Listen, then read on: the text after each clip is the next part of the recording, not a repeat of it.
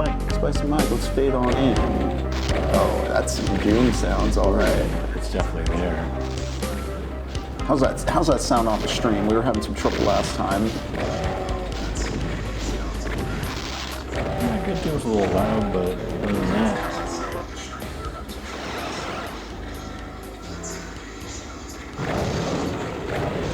Cool. We'll turn that down for now.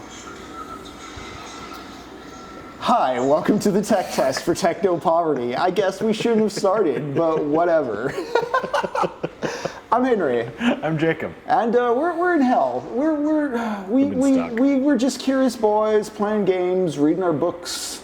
We played with the VR headset. It opened a portal to hell. We have to wade through Doom now. But the thing is, there's a lot of Doom. I'm starting to fear that we can't just simply play the single-player campaign and get out of hell. It doesn't seem to be that kind of thing. So we're recruiting our friend Jorge Luis Borges tonight, the Argentinian weird fiction writer, fiction and literary and philosophical writer from the 1940s, 50s, and 60s. One of my favorite dudes. Last stream, I brought him up, and I mentioned he had some problems with his political leanings and such. I did a bit more reading between now and then, and while he did originally support Pinochet, he later rescinded that. However, he still sort of was a bit of a, I guess you would call it a Europhile, an Anglophile, maybe not an Anglophile, but. He didn't think like the native indigenous South American culture was he liked the European culture more, and he has some quotes saying that kind of stuff. Anyways, great guy still. As far as his work goes, he deals with the fantastical, the weird, and the strange. I think David Foster Wallace talked about him as a bridge between modernism and postmodernism. I say weird fiction. I'm not talking about Cthulhu's and squid monsters and like horror in that sense. He thought of the infinite. Think of like Zeno's paradox. The whole, you cut a distance in half, there's still another half to go. You cut a distance in half, there's still another half to go. Like mathematically, you never reach the place because there's always half a distance to go between you and the place.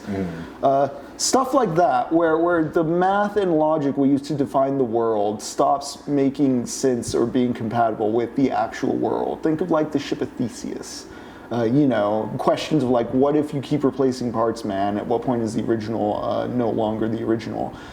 That kind of thing. We're going to be looking at his short story, The Circular Ruins, while hopefully it will give us some guidance out of the weird maze-like hell we've found ourselves in with Doom. Jacob, how have you been feeling about Doom? I've been loving it and hating it in best ways possible.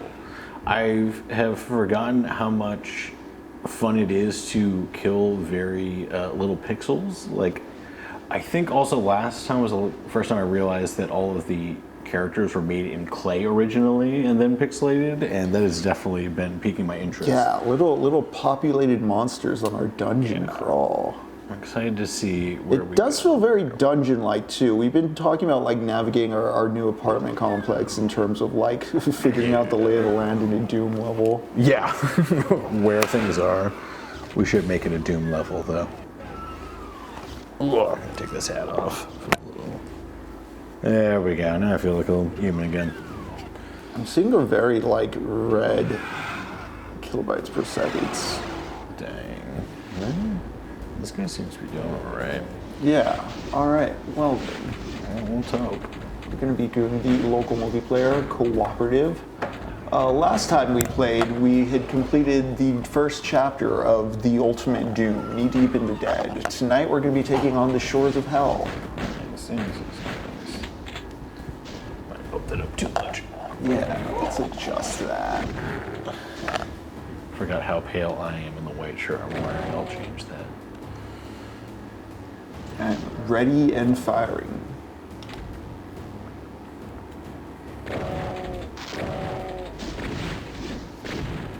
Let's do this.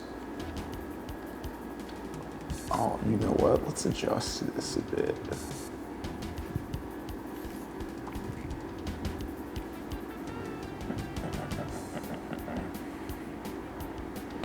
going to turn up my phone for a moment just to see how the audio is coming through.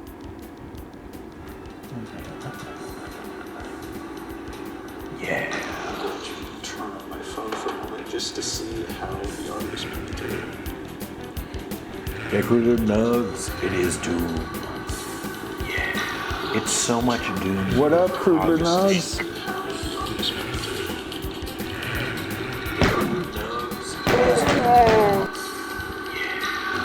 Don't you hurt my friend.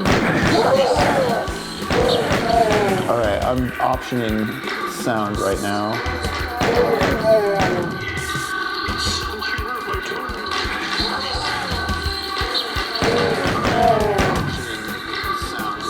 We're just gonna keep going over here.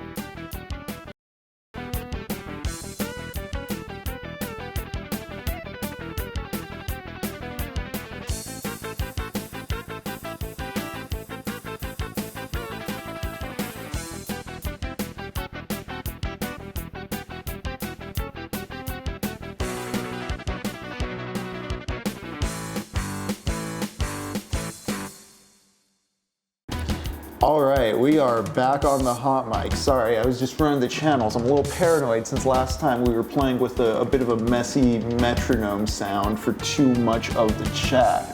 Yeah. What up, Evan? Hell of a day. Yeah, it seems so. It's okay. The numbers have been a little slow on the start. We don't mind. We're still jamming out to Doom. We ourselves have been setting up a hell of a setup, so, you know, just one of those days. Always improving. All about the he said, she said bullshit, you know? I think we better quit talking that shit. Like if we leave him with that fat lip. My God, the Doom. All right, we'll get that.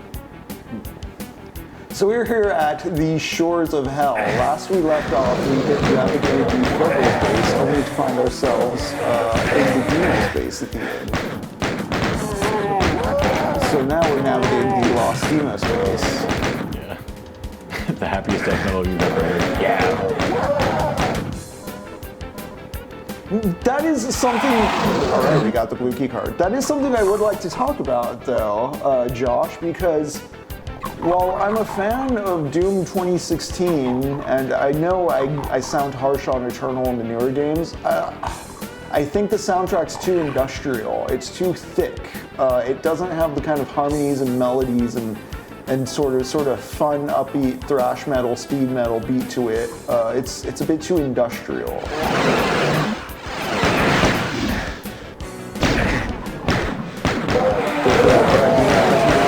You can always outrun the demons. Never catch you, just keep running.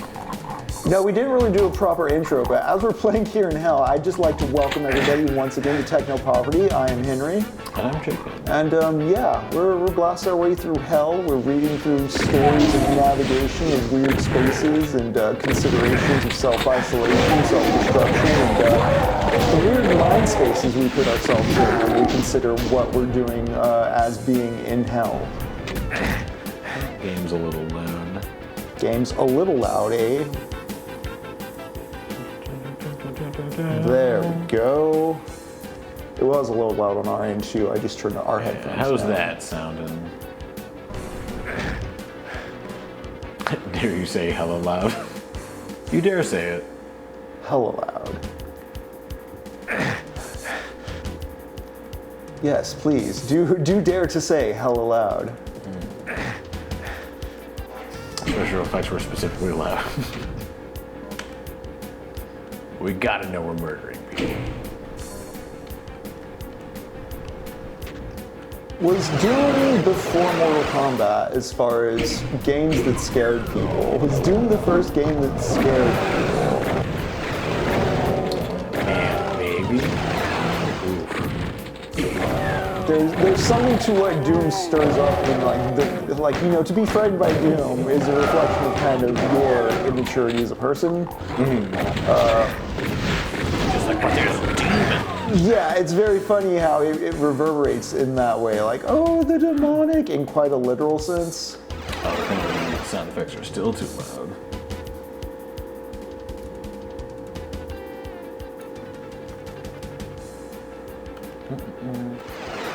Alright.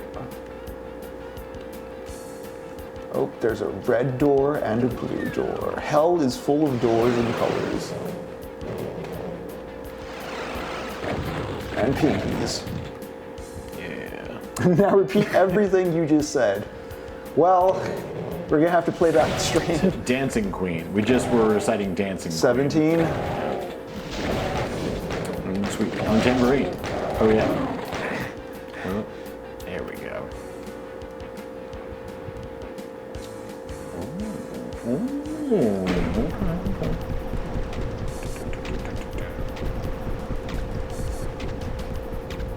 How long were they working on? Like, how long did it take to make Doom? I do not know.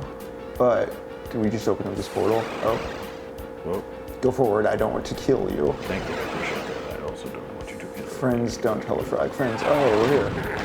Even though we didn't get the red key? Alright, well. Now that's where that is.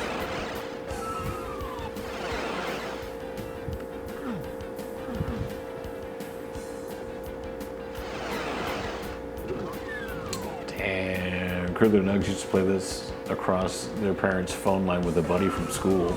Yeah. That's great. So I do remember Doom being a game I played with friends online, partially because I was still on a 56K modem well into the era of broadband, and there wasn't a lot of games I could really do that with. Oh damn, really? Yeah. My parents didn't need the internet for anything. That's fair. My dad only got the internet I'm gonna because slam everyone exit else on did. this level. Oh, yeah. My dad just had technology but no idea. I asked him why we had the gateway cowbox computer. He's like, I don't know, everyone else had one, so I was also getting one. I'm like, all right. Yeah, phone to phone, no intertubes involved. That sounds like a dream. Dang, we're getting shot at, dude. Where are you? I'm not there. What was that? Murder in a doorway. It's painful. I'm trying to think of the first... I know the first LAN party I went to was in high school. And for me, that was the very early 2000s. Yeah, Halo on Xboxes. Yeah. I think it was was it not CS? Was it CSGO or just CS Source? Just Counter-Strike. Yeah. Just Counter-Strike. Oh, just yeah, vanilla damn, Counter-Strike. Damn. That old. I'm young old. I'm new to being old.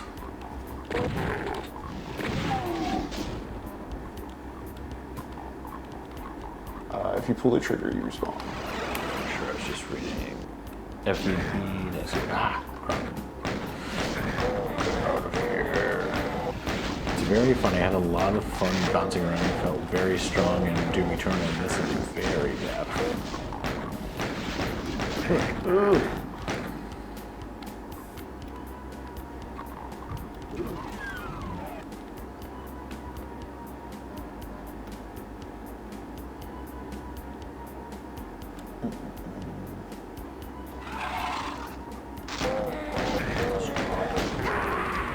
ftp.cdrom.com for wads and mods. What kind of stuff did you download? Because I'm very curious to dive into the WAD scene once we get through these initial Doom games. The thing is, once you get to the end of Doom 2, it's taking a life of its own, and fans were doing their own things with it, and there's a lot I'm kind of curious to explore there. Right? I mean, people are versatile. Doom is very alive. Yeah, Doom is personal. And Customizable. Customizable. You can get lost in Doom and just stay there forever. It is hell.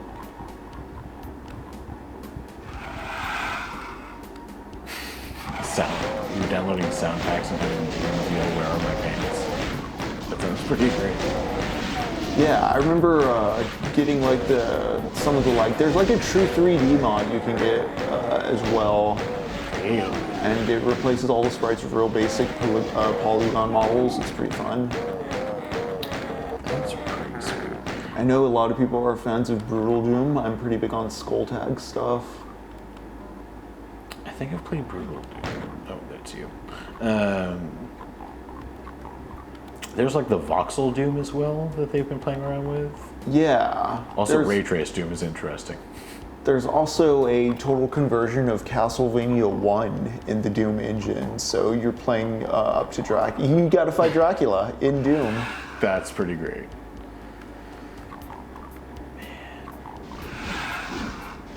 True story time. It made Doom on Next machines. Next ran Next Step, their own OS with their own language, Objective-C.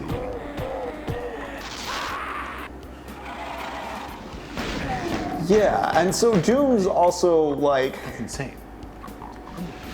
an engine for dreams is how I'll put it to start. And what I mean by that is it allowed you to make your abstract kind of mazes and monsters into something playable. The whole concept of hell is utilized because hell makes for inexplicable non-Euclidean geometry, and you can get kind of abstract with it in ways that early 3D games can still make use out of. Mm-hmm. The distorted low-res repetition stuff is part of the charm because hell is repetitive and hell is monotonous and hell is a scary liminal space nightmare where you're in the same warehouse 5 times over.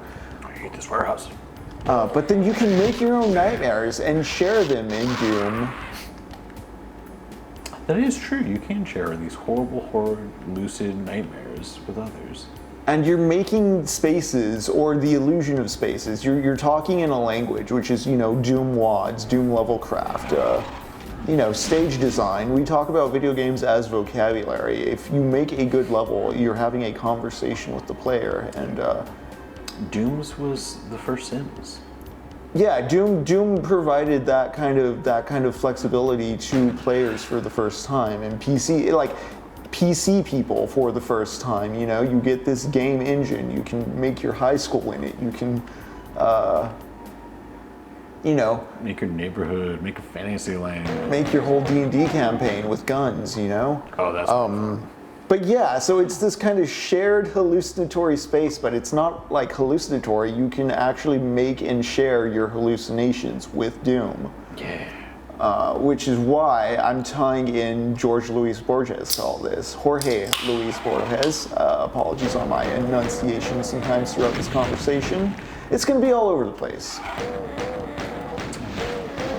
But if Doom is some sort of medium through which weird abstract concepts like hell and demons and mazes and monsters and even like the ability to shoot those things with a gun and that be impactful. I say that as if there's like real demons where I'm like, in real life bullets don't hurt demons. But so even consider that kind of semantic trick of what we're led to believe is, real, not real, reality, unreality. And how Doom's a channeling device for that kind of a thing. We're going to get weird with the WADs as we progress through the summer. Because once we beat the developer intended use of Doom, we're not out of hell. We have to see other people's nightmares and other people's dreams and hallucinations. That's kind of how we start building solidarity and actually mapping hell out. We get out of our own hell and see the hell of others, and then we have a shared common experience of what hell is so that we can define and navigate it better. We're gonna play a lot of Doom, is what I'm saying, in short. Yeah, it's gonna be great. And we're also, crap blowing up everywhere. I want everyone to understand I'm not a doctor or anything on this. I love criticism in media. I'm going to bring up the word ontology, and I urge you to look more into ontology as a concept on your own. Because in short, it's the study of like reality, or the examination of like what constitutes as real, or at what level are things real. I'm bringing this up just to give some real basic understanding so that we can talk more about Borges in this regard. Just ontology, the questioning and the examination, the study of what constitutes real.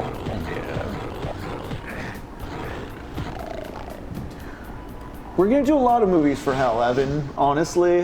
We watched Naked Lunch as kind of a bookend to Umarangi Generation last weekend. This upcoming weekend is Fight Opera, Saturday the 7th. We're not going to be streaming any movies to the theater that weekend, but if you go to twitch.tv/Fight Opera, we're going to be streaming a wrestling show. If you're in Austin, Texas, come out to the show. It's at Austin Beer Works. Look up Fight Opera for more info on that. But the weekend after that, we're going to screen Barton FInk. That's going to be the first kind of official in-hell movie. I won't say much more right now because I want to get back to Borges and ontology and all that stuff. But so what I was describing with Doom as a mediator between taking totally abstract ideas and making them into something somewhat physical, as Jacob said, we've taught rocks to do math, and now they lie to us, and it feels like we're playing something unreal. Strapping rocks to our face and indulging in a world that is not real physically. In ontology, there's kind of a classification in some branches. It's a broad field. There's many ideas at play. One I want to get at is this idea, and it's also in the description text for this stream, of absistence. I say absistence because it is the third in a line. Let's talk about that line for a moment. There's existence, which is what Jacob and I are doing here right now, breathing. We are real. And then there's subsistence. Subsistence is kind of not real, but applicable to reality. A good example of a subsistent object would be like numbers, math. The things that drive the machine to do the choices it's doing as we hit these inputs, summoning an illusion of something real. You know, math creates a logic that can be used to measure and apply itself to aspects of our reality to help them make sense or be in order for us. But then there's absistence, and absistence are ideas like thrice removed from anything. They don't really exist in reality, they're fake. Fake in the sense like there's no physical need or reason or place for them. Works of pure fiction, or I would say the trolley problem. Too many people take the trolley problem and go like, oh, life is a trolley problem, decor. No, the point of the trolley problem is it's a thought experiment to place you in a position to make an ethical call, and it's about what you are doing in that scenario. And what choice you were acting on, sort of a thing. It's not to say life is a trolley problem, get used to it. Like, no, the trolley problem is an abstinent object. It is there for thought exercises, not political application. Yeah. Yeah, Zeno's paradoxes. You can think of it this way. So I talked about Zeno's paradoxes a little earlier on the intro, but we got kind of to a slow start. Honestly, Jacob, you seem to be doing pretty well at this level as I ramble about Borges and abstinent objects. I'm trying. But yeah, Zeno's paradox, where, you know, the math is you walk to a place, you're cutting the distance in half, you're cutting the distance in half, you're cutting the distance in half. You're never arriving, though. Or, you know, Hercules and the turtle, where the turtle always has to be ahead so that Hercules can pass him. Or is it Achilles? I don't remember exactly. Does Zeno also have the paradox where, as like technological, as technology improves to speed up the means of production, the efficiency of production actually decreases because there's an increase in demand that exceeds what was previous due to the new efficiency on the supply side? I forget exactly, but that's a paradox worth looking up. But yes, these kind of things are abstinent objects.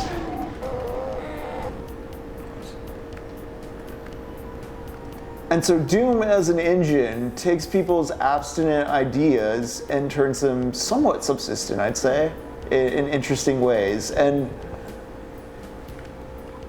you know, the way you look at these paradoxes is like, oh yeah, the logic doesn't add up or the math doesn't add up, but in reality, you just close that distance. You just walk that distance and you've arrived. Yeah. It's limits to our imagination, but not limits to physical reality. Blank spaces or blind spots in our rationale or logic. That's what Borges is poking at when he's talking about the infinite, and he's talking about infinite libraries or immortal beings or weird geometry. Yeah. And Josh Foreman, how many angels can dance on the head of a pin? We need to get on this. 17. You're pretty confident about that, damn. Yeah. You know what? I just trust you. Like, okay, sure, Jacob. Listen, you gotta have confidence. Definitive answer, 17. Got it. How do we? Fuck yes. Give me that red key. I found the yellow key. Oh, nice. Okay, yeah. Excellent. 69,420. Absolutely. Yeah. That's correct too. You know, they're both always and correct. Yes. When things are abstinent, they don't need to make sense. Man, what is the biggest Doom map ever made? Like, how big? You know what? Yeah. I'll have to get some top researchers in on that. We're gonna have to recruit some Doom experts because I mean they exist. Like, oh, I bet. I try to vary up my library, but I know there's dudes who never stop playing Doom. That's part of what we're gonna get at as we move through this series. There's the corporate side of Doom, which does bank on a sense of lost nostalgia or a generation gone, or you know, playing to a callback that never actually needed to be called because Doom never left us. No, it's haunted us for decades. It's the ghost in the attic. I mean, I'm pretty sure, Evan, since you mentioned Doom mechanics on a Daggerfall map, there's gotta be there's Doom roguelikes out there. I've played some with friends where we do like crazy co-op mix-ups on WADs, and like there's level generators that'll auto-generate and mix up levels and landscapes. So I'd imagine there might be like an auto-generating, because wasn't that the thing with Daggerfall as well, is it generated the map each time you started the game and it was kind of random, but it was a lot of space? There's gotta be something like that for Doom. Right. I want my Doom and Minecraft. You know? Yeah. I want to craft and for demons, you know? Doomcraft. Doomcraft. The kids yearn for the Doomcraft. Okay, I saw the exit. I think we have the exit cleared, but I was like, yeah, I wanted to, I may have just opened a bunch of doors and opened a bunch of demons. I apologize, Jacob. You really have been carrying this level. Oh, Lord. That's right, this is the only time this will happen where I'll be able to carry this level. Stop coming after me. Okay, good. No. Focus. Hell is a shared experience with friends. Or in the case of all the labor I'm making Jacob do, hell is other people. Ooh, Stream Boot, we love it. Man, what else we got? Stream Boot telling us how to get best views.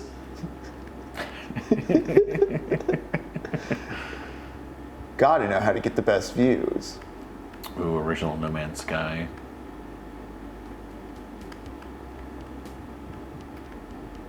Yeah, try it. Or miss. Void Bastards.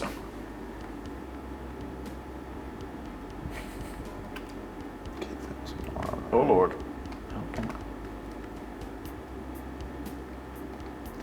And again, for all this talk about hell, we're technically on the demo space, and hell was, I mean, we were on the Phobos space the first episode.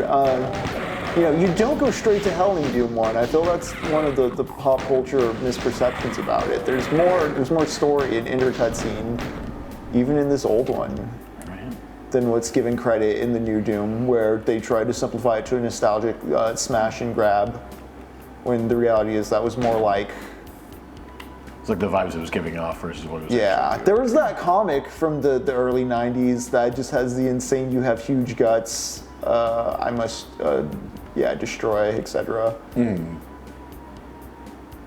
That just made the Doom Marine insane. Oh lord. We found some secrets. I found a rocket launcher. I really do not like the mapping of the weapon switch to R1, L1. Yeah, it's really It's weird. way too close to the triggers. I prefer that on the face buttons, but Yeah. whomst am I? You know? As we navigate through hell and we tend to more permutations of Doom, we will be moving off of this PS5 port. But for now, this is doing it for us. I wanted to start with a kind of straightforward interpretation of Doom 1 without jumping or free look or mouse aim. Just so that we get started with Doom straight and as is, or as is as it can be in 2025. Yeah. Although I suppose we could have like busted out an MS-DOS machine or something if we had more time and resources. One day, we'll get there maybe. One day. That'll be true hell. Having to go back that far in our own memory of getting things done. Okay, Yes, no. doing this wrong. We already have Through the access. nugs, started coding a dungeon crawler using the Wolf 3D technique, and eventually want to try to implement the Doom engine to learn. Nice. That's cool. I'm utterly fascinated by video games. It's a little out of my depth for his stuff, but I really appreciate learning about it as much as I can because it is really fun.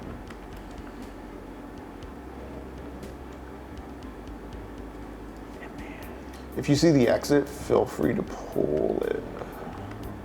Dude. Fuck it.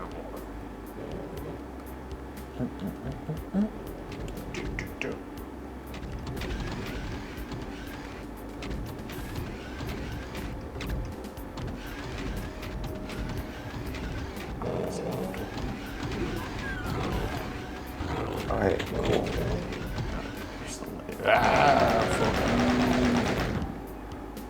You found a minigun, right? Okay, Yeah. cool. I'm just tearing through So anyone's did Oh, you already I. got the yellow guy, right? Yeah, I just came through this yellow door. We already got the yellow door. Nice. I know the path's open, I just forget exactly where it is, and also, since I died, all I have is a pistol, so I'm just kind of running around, seeing if there's any shotguns or drops anywhere. I found like 2 secrets that way. That's all I found.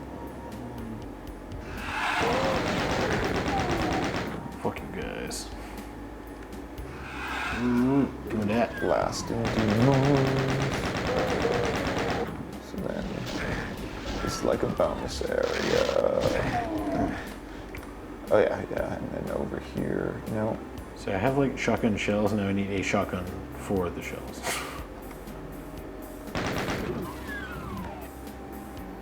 Yeah, I don't have a shotgun either, we may have missed them all.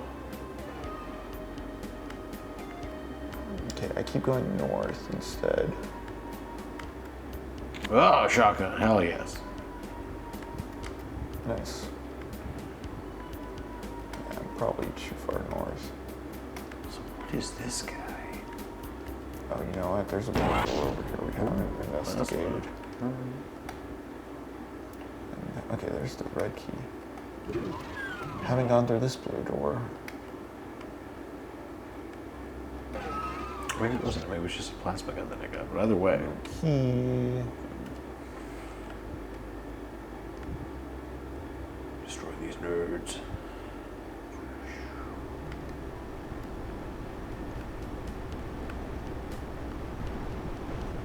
Oh yeah, I didn't go through these crushers at all. This was all you, huh? Yeah, the thing.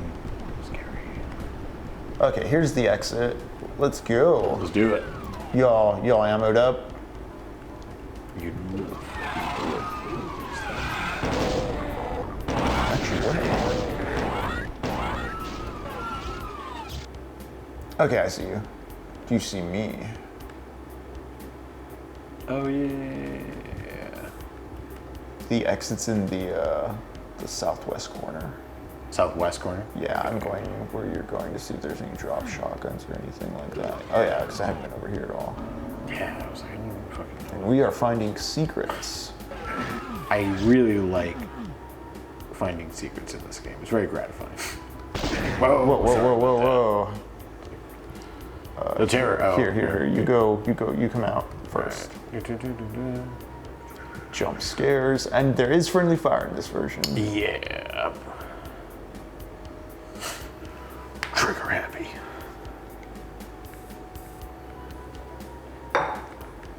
Evan, do we think that the Mancubus is just there because Carmack and Romero didn't know what Incubus was, and if so... Oh, they knew. They knew.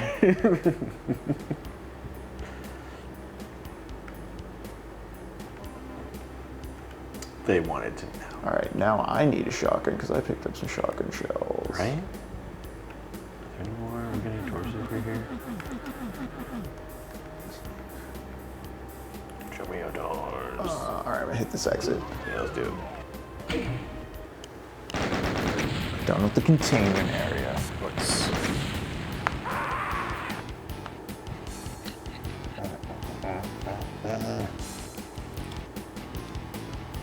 I don't know if there's really any sexual connotation for the Mancubus, really.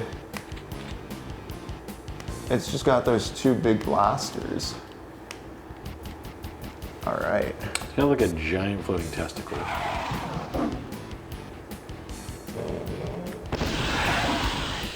What's going on at this demo space?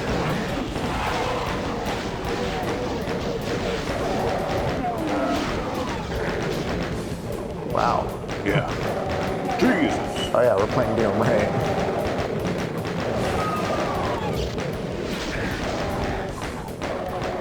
Fuckers.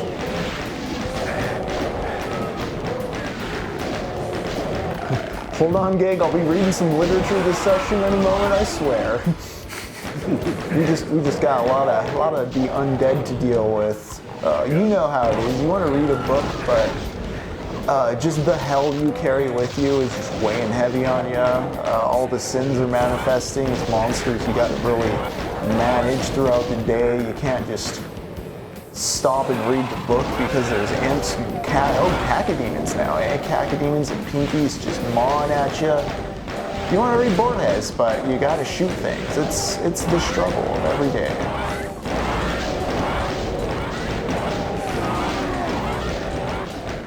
Something you may have seen if you were peeping my screen for a moment, though, is that the demons... Oh. It's all good. We need to stop, actually. 40 milligram THC earlier and bought some chocolate chip rice cakes on the cow demon in a little bit if you get my drift. That actually sounds really fun and pleasant. It's like edibles usually didn't work with me. I've only ever had it work one time out of probably at least like 800 tries.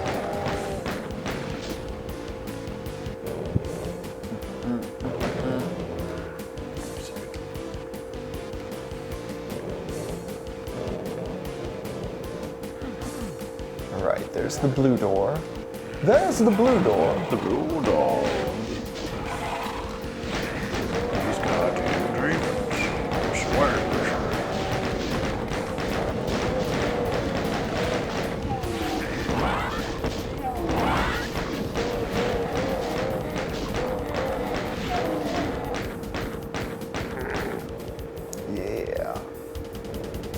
Busting them baddies up. Get for baddies.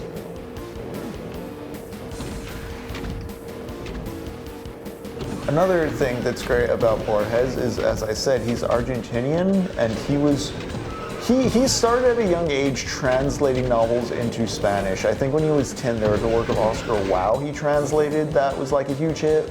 And also it was like he was 10 years old. People thought his dad did it. Damn. Yeah. He's a great popularizer of, Argentina and Spanish literature and Spanish language literature. I think because of him, I have a sense of like South America as actually being a place. Oh, got you. Yeah. He's a great guy I pitch to people who maybe like Lovecraft but want something more, or something, they're tired of him, or they don't want the racism. Again, though, his opinions on indigenous people. Not the best. Yeah. But he, like Lovecraft, there is the existential wonder of like why our systems of logic can't contain everything. And I think there's a less nihilistic view of it, though. He's more in awe of the sublime, whereas Lovecraft was just kind of terrified. Got myself a shotgun. I see.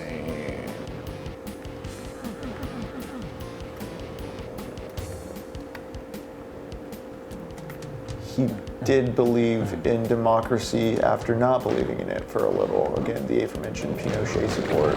He changed his mind on. That just kind of seems wild.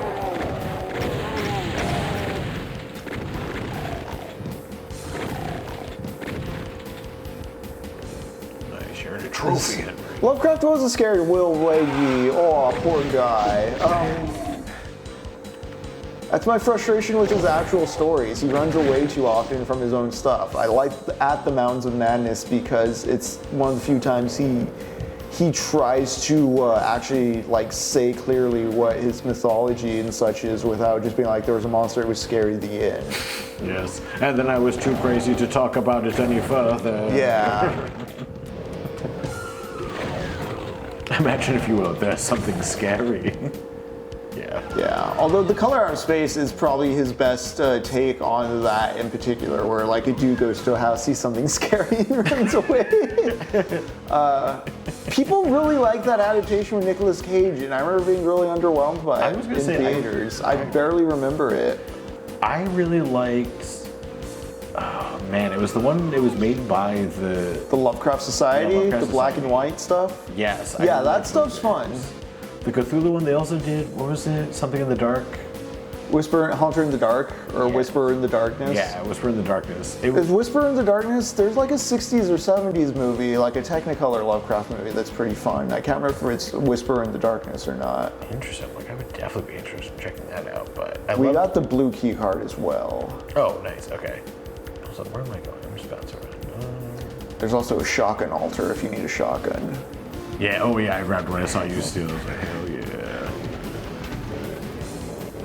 The blue door was right over here.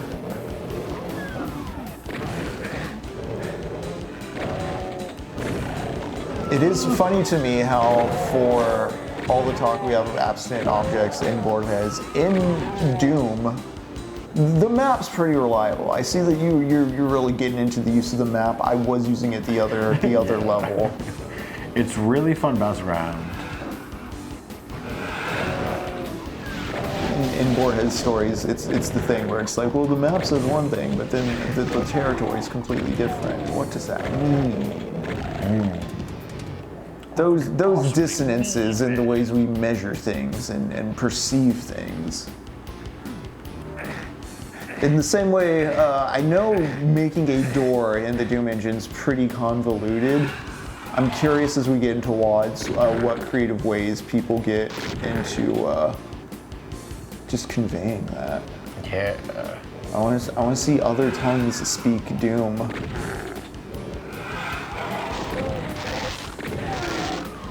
Perhaps there's something Tower of Babel-like in that. Doom, the place where everybody can come to chatter, and eventually it's just like, who is fan, who is developer, where's the original intent? Does any of this matter? Not even.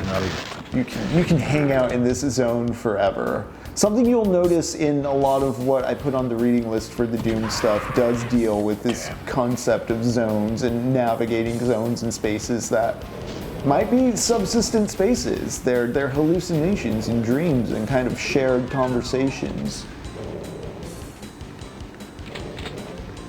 Look forward to getting into Roadside Picnic as we continue on through this. And we are going to watch Stalker as well. Barton, FInk, and Stalker, and I Saw the TV Glow are all part of this curriculum.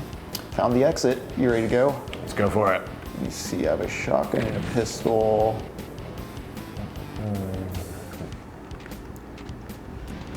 I'm going to look one more place, maybe.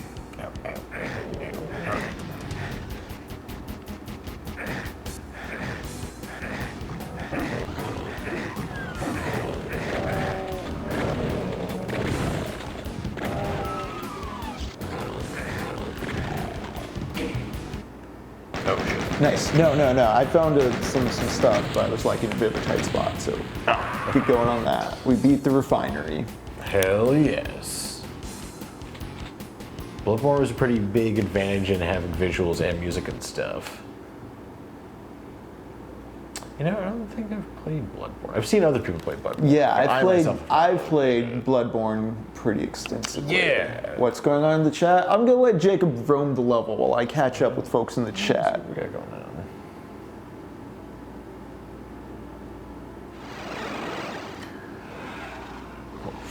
See, Evan, the thing is, like, since Lovecraft did, in some ways, like, you know, he did come before, you do have to give him that sort of credit as far as, like, what's better foundationally.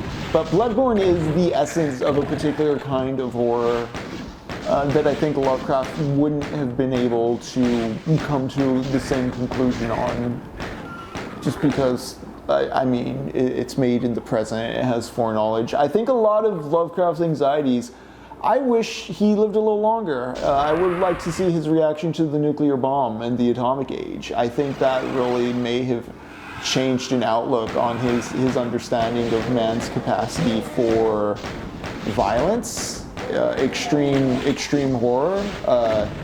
You know, I don't know if he understood or knew the Holocaust happened, because I believe he died before the end of World War II. Maybe even the start of it, if I remember right. I can't remember if it was 36 or 39. But yeah, I wonder about this with Lovecraft. Had he lived through World War II and learned of the atomic bomb and seen our reaction to the Holocaust, and, you know, this new nuclear paranoia, what would have that done to his nihilism or his worldview, his lore, his philosophy? It's one of those hypothetical, just never known, you're never gonna know. But I do think about it.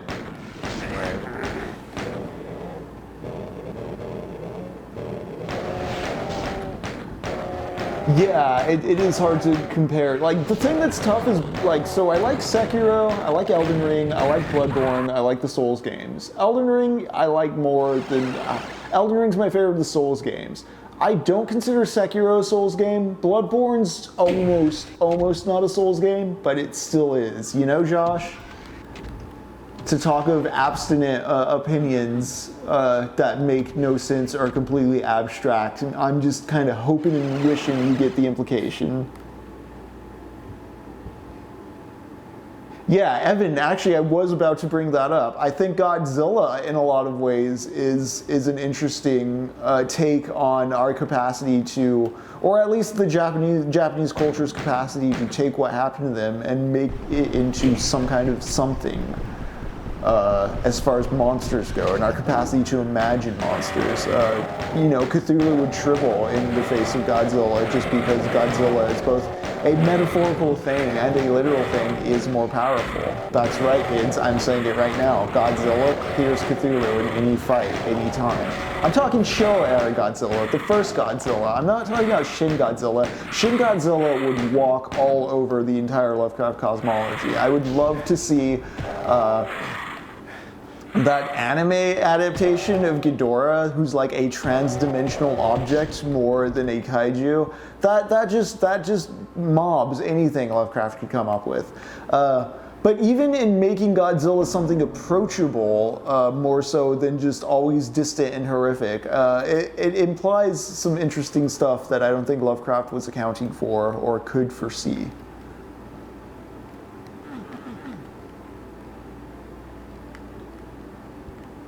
Jacob, how's hell going? As I ramble about Godzilla. Pretty terrible. It's awful. There's lots of demons. They don't want me here. There's some flickering lights. Very cool effects for their time. Oh yeah, I think we go over this way. Oh, did you get a map? Fucking demons. Oh. There we go. Okay, I don't know if you know this, but you can run with L2. I keep forgetting you can. Same. I was doing that earlier and then also completely forgot. Yeah, take that. The satisfying pop, you know? Yeah. Oh man, it's a baron of hell. Yeah, I'm like those girlies.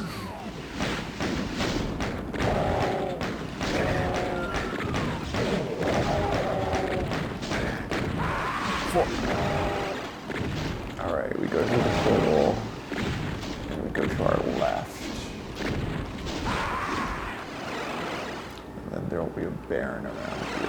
Well, I think I went down the wrong way. But there's health. There's armor.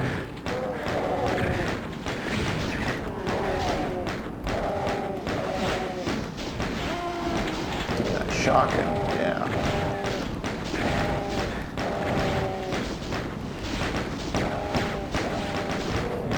Damn, this baron has all got hands. Yeah, especially because we just have pistols from the dying. Yeah. What a true annoyance. There's another path. If you look on the map, you can see the fork I took. Oh shit. There's a crusher. I'm not getting crushed. Nice. Yeah.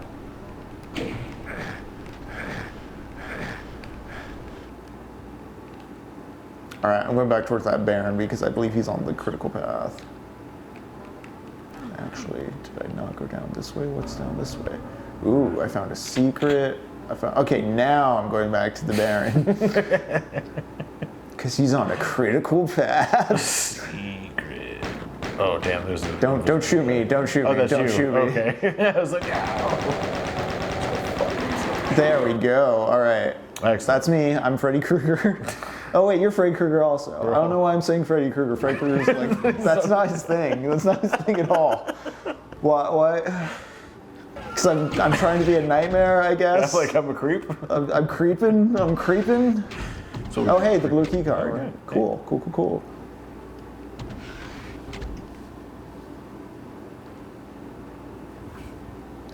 Yeah, correct, Evan, as far as like Cthulhu coming from like more of a white privilege anxiety, whereas Godzilla's from people who've been through it. Yeah. Not just like imagine the bad thing happening. Very Octavia Butler. Oh hey.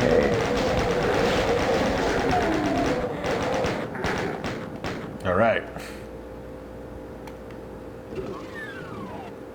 Cool. Okay. Big boy.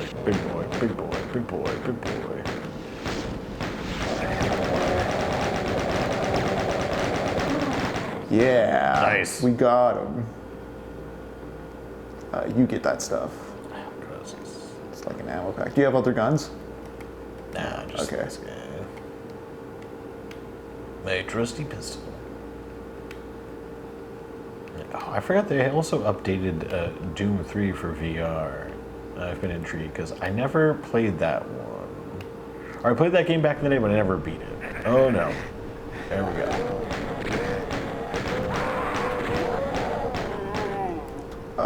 Come back to this room. There's dudes with shotguns. You can pick up a shotgun. What were you saying there was?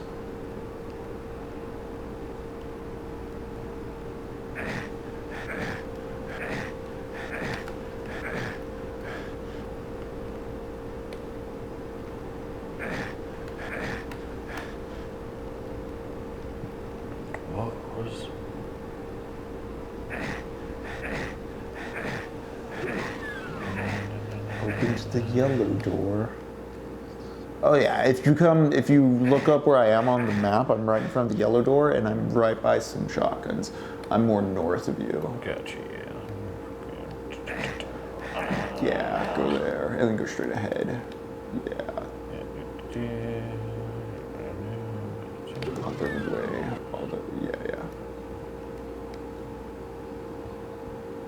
Yeah.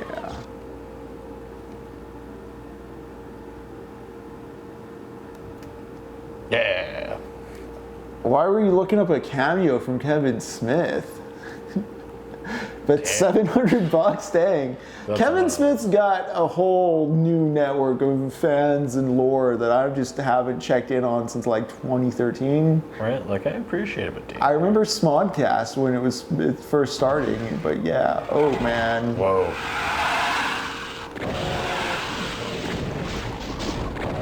Okay, it's not that bad so far.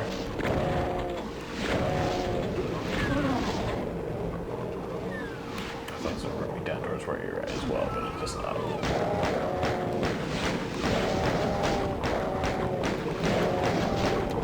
Whoa, blood.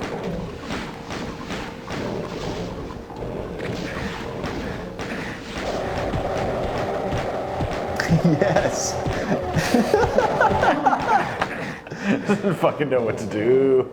Getting punched and shot. All right, is there anything around here? I'm out of ammo. Oh, there's some demons over here. Got it. All right, okay. I'm gonna go over here. These fucking dudes. Oh, there's another switch right there. Bitch ass demons. Jacob is the protector. Speaking of real alpha male shit, I think it was Josh Foreman. You had linked the myth of the alpha male video on the Discord. I finally got around watching that today, and good comprehensive stuff. Ooh, I would definitely want to check that one out because alpha male stuff is honestly one of the dumbest funny things. Yeah, it's a lot of trivia, I know, but now that I think about it, I haven't comprehensively seen collected much anywhere. Like the fact that the researcher who did the research has like actively been denouncing the research since like the 90s. Oh yeah, for the wolf stuff. Yeah, because it only qualified as like wolves in captivity with like for scarcity resources that were fighting each other, whereas like wolves in the wild are very cooperative. Beautiful. And then men wonder why they're sad and lonely. Yeah. It doesn't work. When I'm an asshole and take all the things for myself. I do antisocial behaviors and they're somehow not social. The social aspect of my life does not like it when I do this. I swear to God, you stupid giant blob. You tested it. And you. That's right. Eh.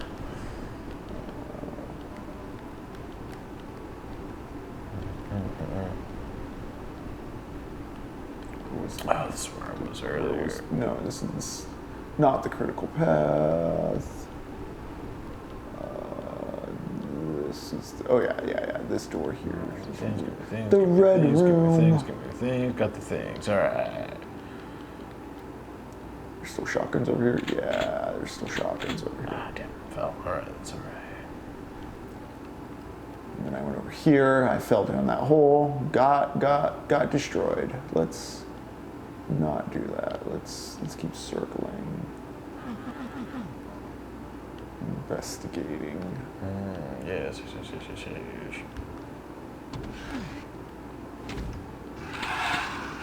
there's a minigun.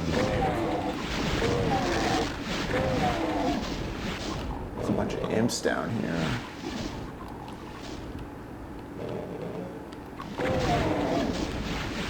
Oh. What a weird fleshy texture.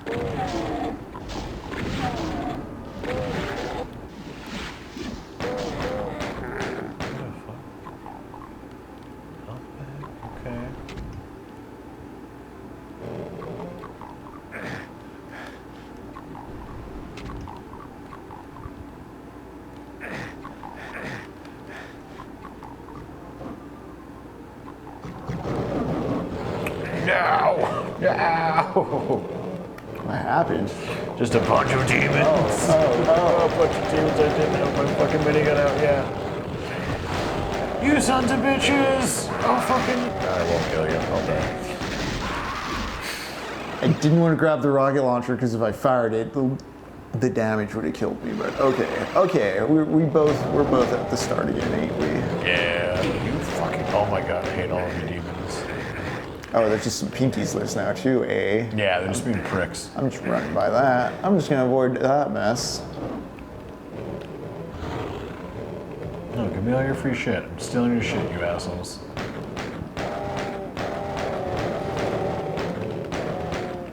Shoot you with my gun until you die. All right, let's go beyond. Oh man, I think I see a tiny little Barnabas. Is that a Barney? Barnabas. Barney has entered the game. Guys, it's Barnabas. We got her. Isn't it interesting? The happiest I think we've ever seen her is when we're in hell. Yep. That's so weird, Barney. Yeah. What's up with that, Barney? Who are you working for? What are your motives, Barney? Yeah, no sleeper dog.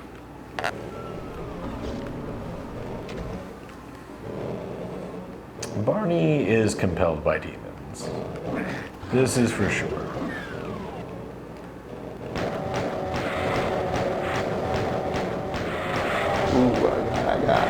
fiery skulls in my face. A lot of ghost riders in this hallway.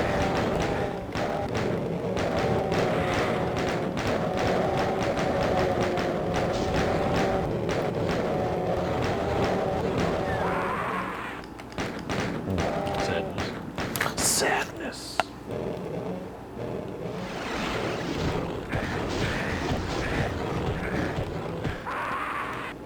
Listen here, you damn demons.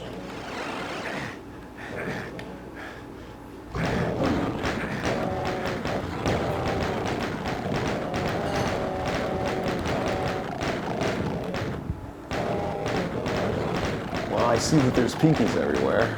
Yeah. Trying to kill this invisible one.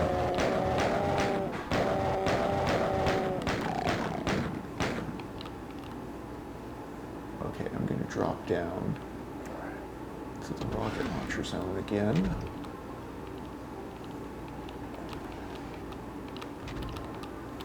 Mazes, monsters, dungeons, dragons. Death, murder, destruction. Although I must point out to all the satanic panic parents out there, we're killing demons. Yeah, we're not joining them. Yeah, they're the bad guys. They're not our friends. This is not a happy experience. Wasn't there a shotgun somewhere over in this red room? I picked those up when I respawned. It was me. I'm the hoarder. How dare you? But yeah, so I'm coming up on that circular room too. Whoa. Yeah, I've been dropping down because there's like a rocket launcher room in this center spiral. There's also a cacodemon in here.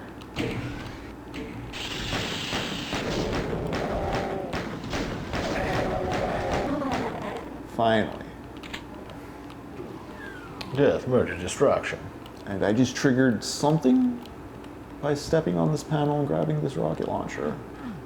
I think the little flush pillar dropped down. Okay. Yeah. Over here. Oh, nice. Now I got this guy.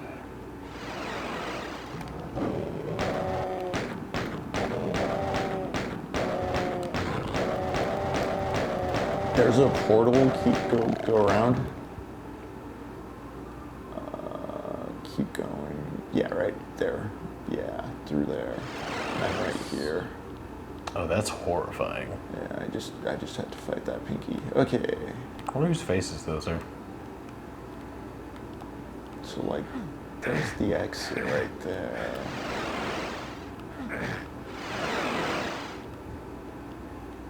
We have to hit a switch to activate that. So let's go.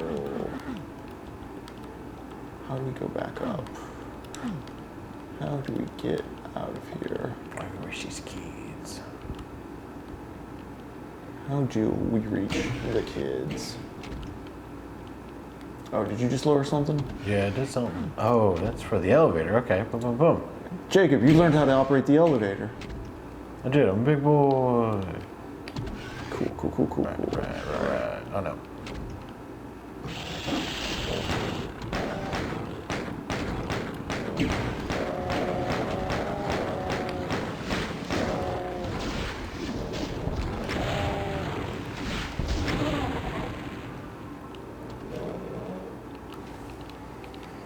There's a pinky I don't have ammo to deal with over here.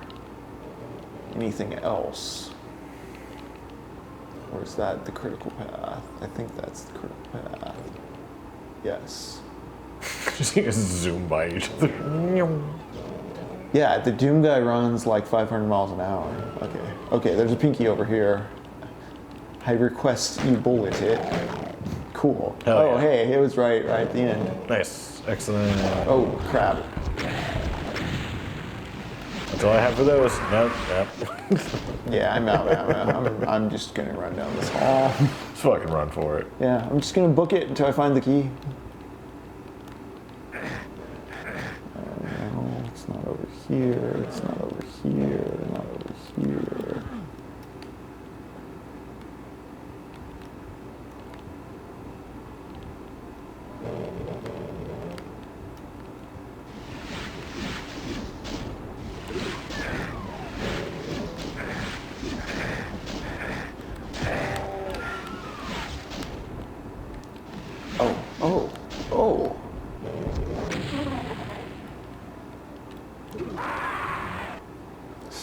area, eh? What are those eyes? Oh, that's just a really cool hell glyph. Yeah, that thing was sick. The devil is watching us, you see. Oh, that's pretty sick. It's pretty legit. See, even at our most powerless, the way the co-op is set up to keep respawning us, like you can just keep hammering at it, you know? Maybe the best there ever was.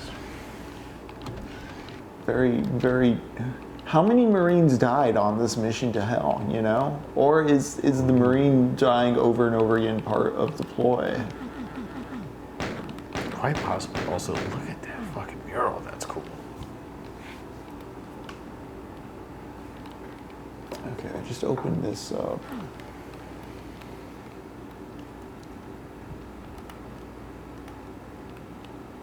Okay, there's a switch somewhere out there.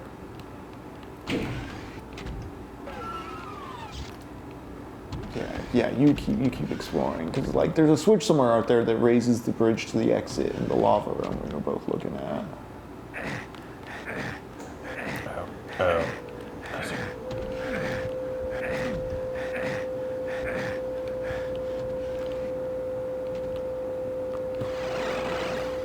Basically, right? Yeah.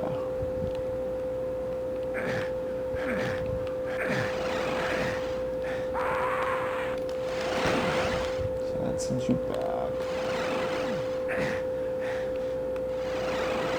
That also sends you back. Okay. I'm barking up the wrong tree. I'm not barking at all. This is my problem. That's true. Gotta be barking. I don't bark unless we get like a generous tip. Yeah, that's true. No barking, no feet. That's the deal. That's not free. We need monetary exchange.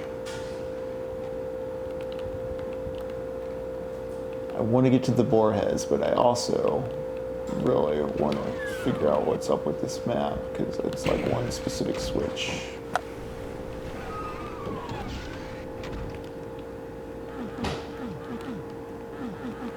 Use the switch. No.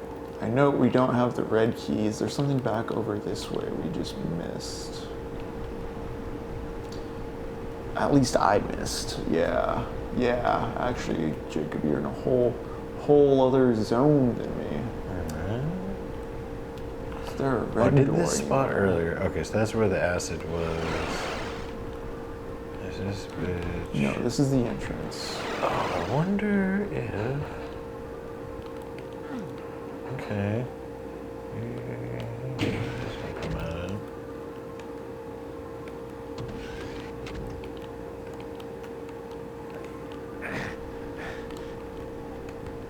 Entrance and drop down.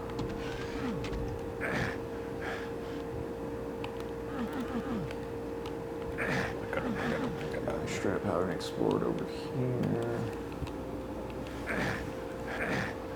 Or over here.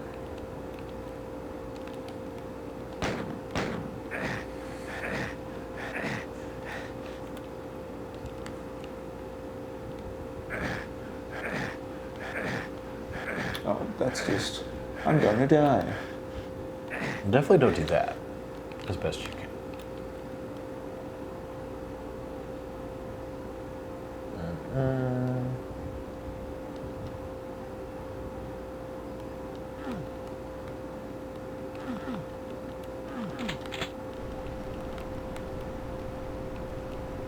Well, I found a minigun.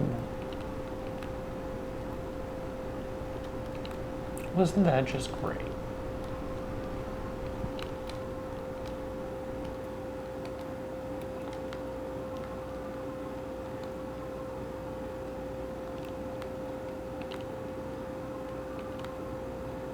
Is there a switch on these walls anywhere we just missed?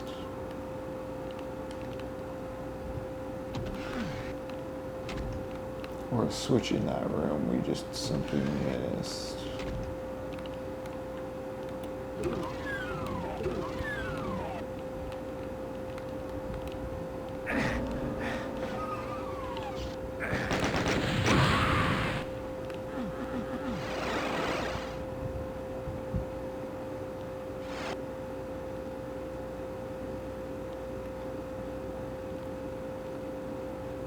Yeah, that's switching that around.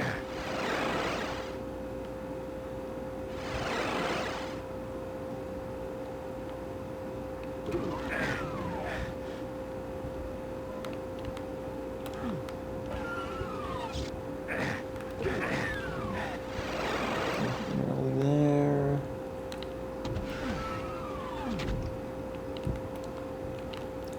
Anything we're missing around here?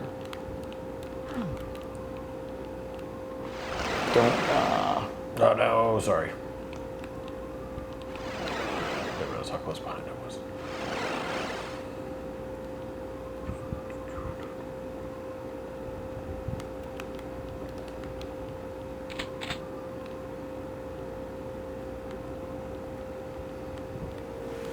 More rocket launchers, eh?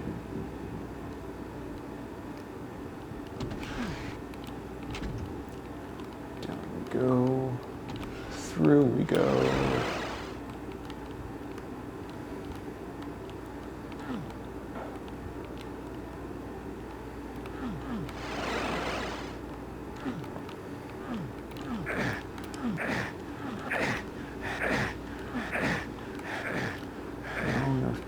Oh, man. It was right there the whole time. All right, go for it. Lead the way out. Oh. I swear I didn't know that was going to happen. Payback, I understood. Oh, but it did open up. Oh. There's a super health right behind you. At least you blew them up. All right, let's get out of this hellish level. Destroy it. The Demos lab. Dang, we both found some decent stuff there. Yeah, it was really good one.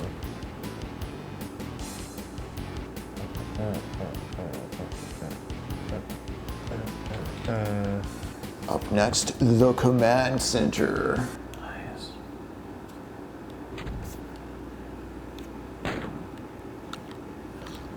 I've lost track of how many missions we've done. I think this is the third. I think this is the fourth. Oh yeah, it might be the fourth actually. All right, I'm going to be more focused. Yeah. I don't want to lose this shotgun. I lost the shotgun. Get the demons to fight each other when you can. There's you. I'm not going to shoot you.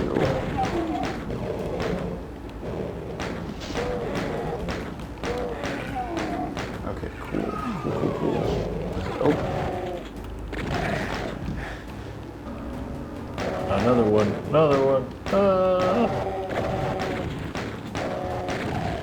There we Okay. go. Yeah.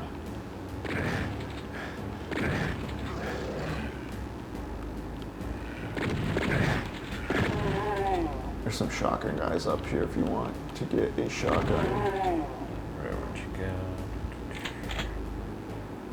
If you go to like the side, there's like little ramps. Yeah.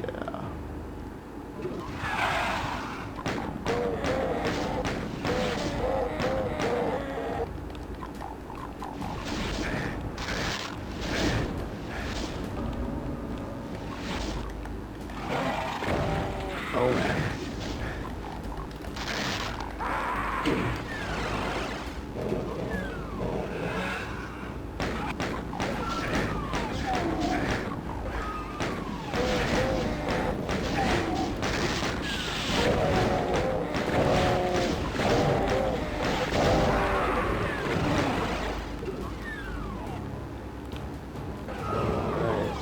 Alright. I have a berserk.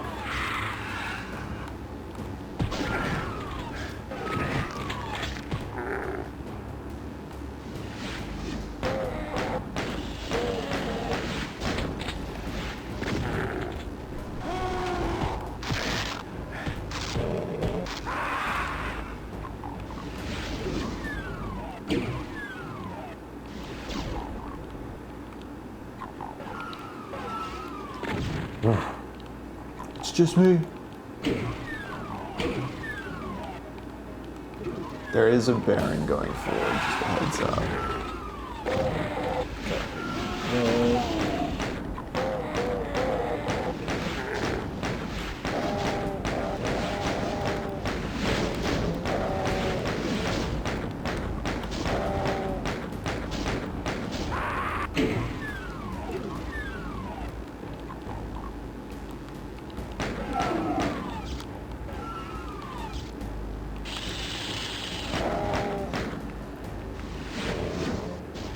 They're screaming, they're scrambling.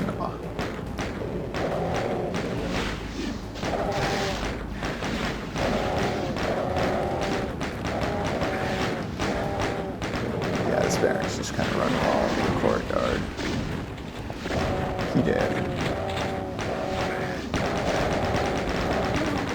Cool. Yeah, there we go. Oh, hey, a chain gun, nice.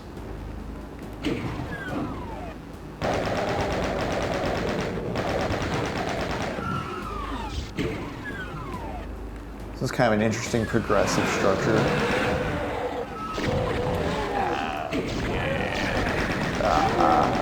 It's all right.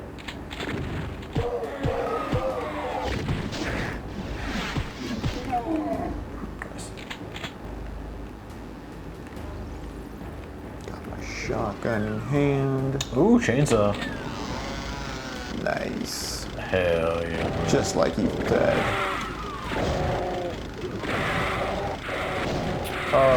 Evan, have a great night.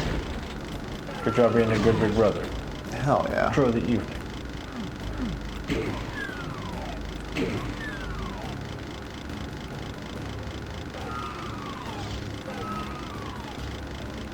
I got no ammo for nothing.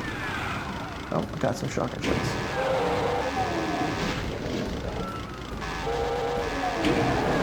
Hell yeah.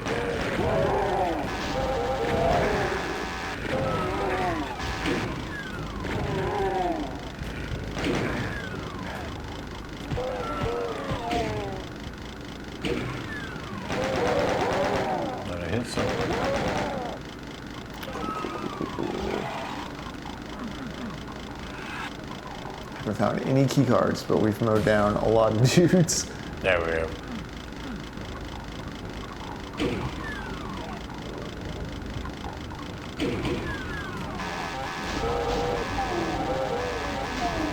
Oh, I love this chainsaw. Yeah, it seems like a good reversal of fortune for you. Truly.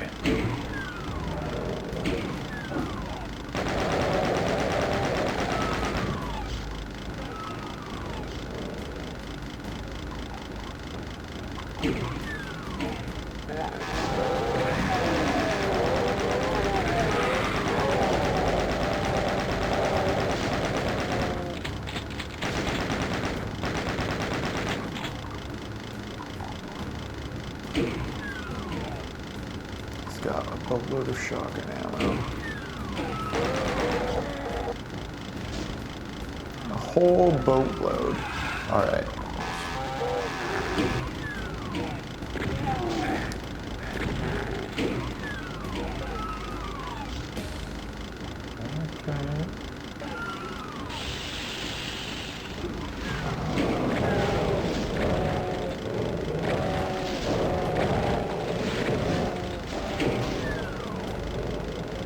Ooh, there's a lot of pinkies. I found the exit. Should I slam it?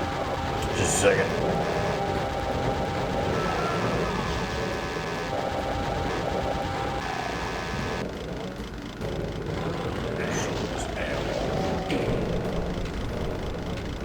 Yeah, do you have ammo? Are you good on anything? You missing stuff? I mean, I think I'm good. All right, I'm gonna hit exit button. Unless this pinky gets me. Nope. Hell yeah. Nice.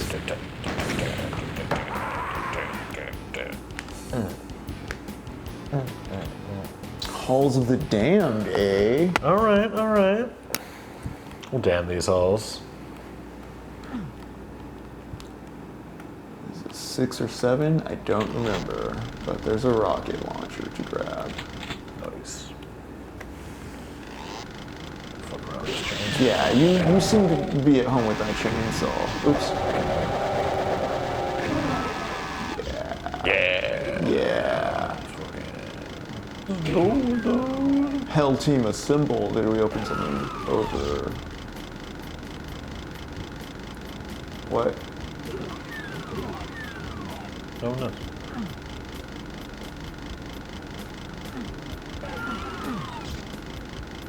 Did it open? Oh, over here.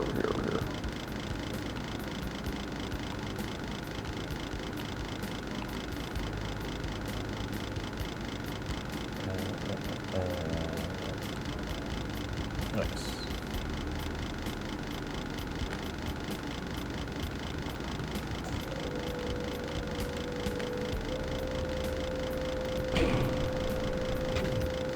Do you want to grab the?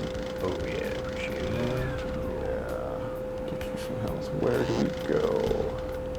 Where do we go now? Oh, the thing behind us dropped out. Oh, it looks like there's a little side path over here. Okay. I think I hit whatever needed to be hit. Oh, yeah. Here's an exit already. Oh, damn, okay. Did we open up? Oh, that's the way I came earlier. Did we open up something back here, though, is my question.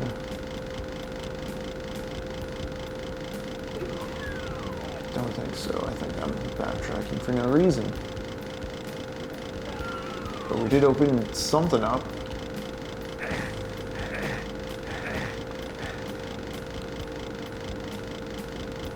Somewhere? Oh, you know what? Is there? Yeah, there's a door right here. At the blue door itself. Ah, gotcha. Clever.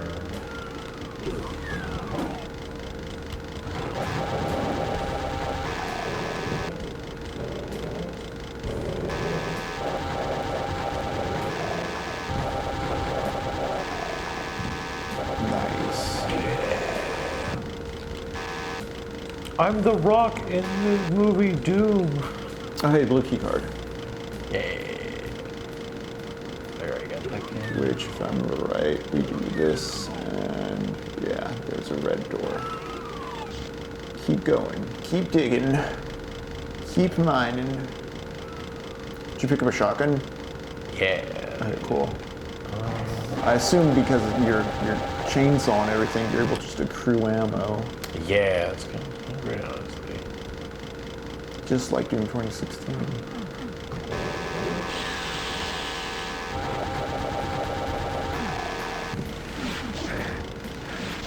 Hey, chainsaw is a great weapon when facing demons, let's be real.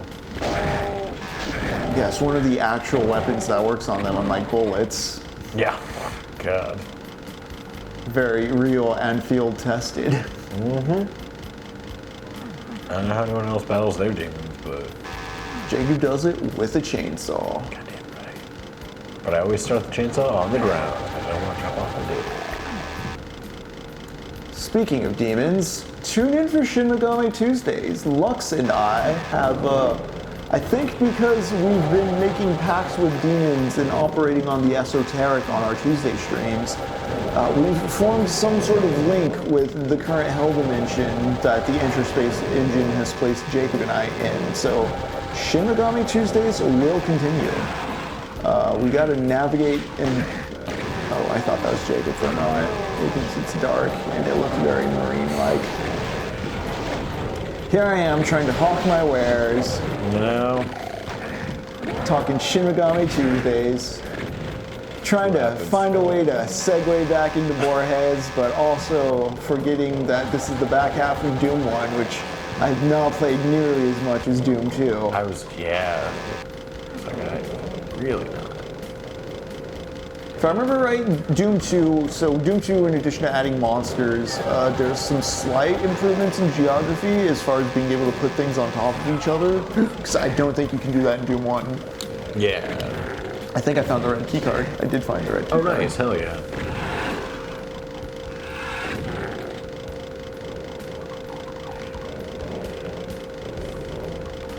because Doom 2 I've always favored a bit more because I feel the level design stays more interesting, and also because it's like trying to be hell on earth. It has some cooler kind of like simulations of real spaces, whereas like Doom 1, as we're experiencing now, it gets very abstract. And I feel that's both because of the engine not allowing for the same stuff as 2, but also because as you're going further and further to hell, you know, hell gets weird and strange and stops looking like a real place.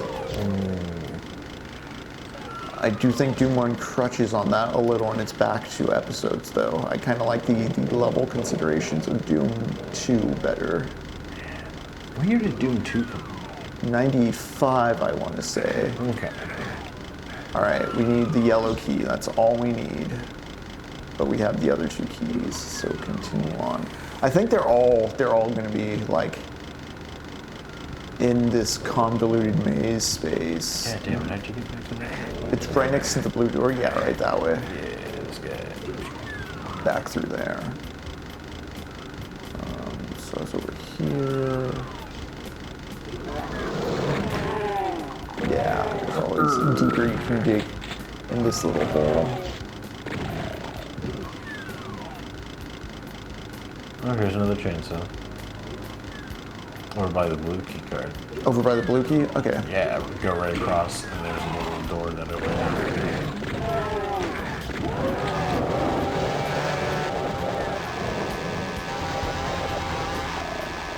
Okay, hit some kind of switch. Oh, I see. I probably unleashed these on you, didn't I? A little bit, but you know what? I think I'm at a really good thing.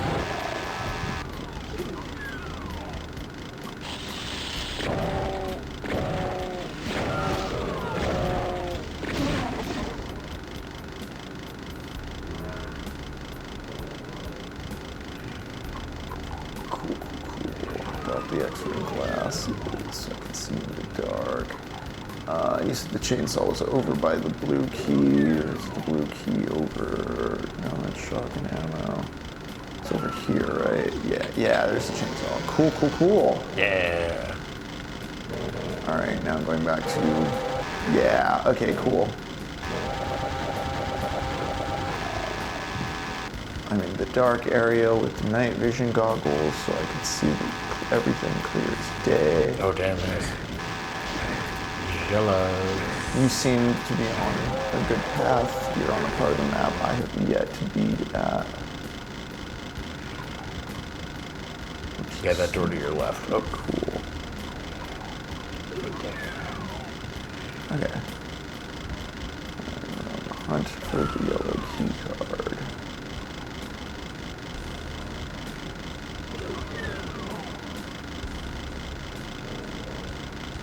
Oh, hey, a plasma gun, nice. Sorry. Oh God.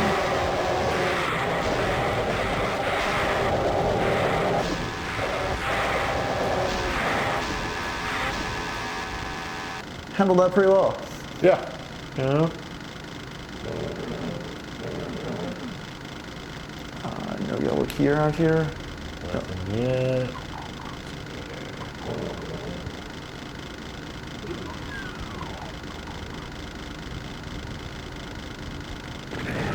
Oh, you son of a bitch.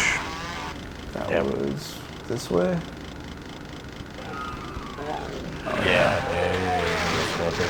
avenge my death. It's been done.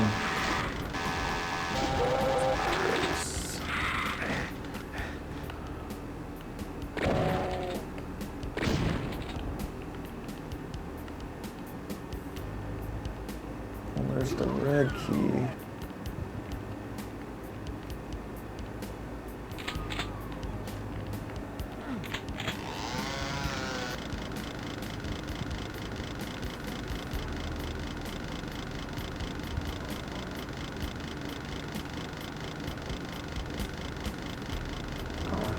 More night vision.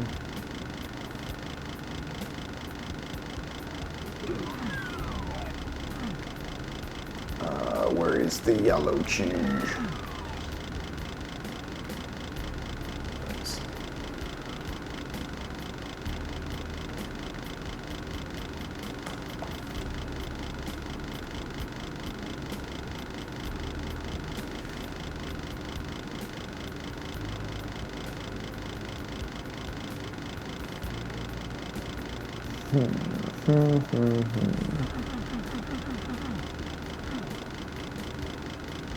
Okay, it's not at this end of the map.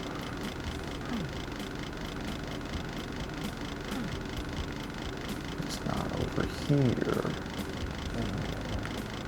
Is it? Oh, no, there's a plasma. Do you have the plasma gun? It's over where it's over here where I'm moving if you wanna pick one up. Yeah.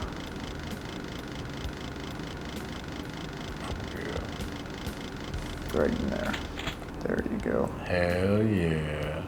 Okay, I'm going to keep going. I'm going to go back because the yellow key's not in this spot.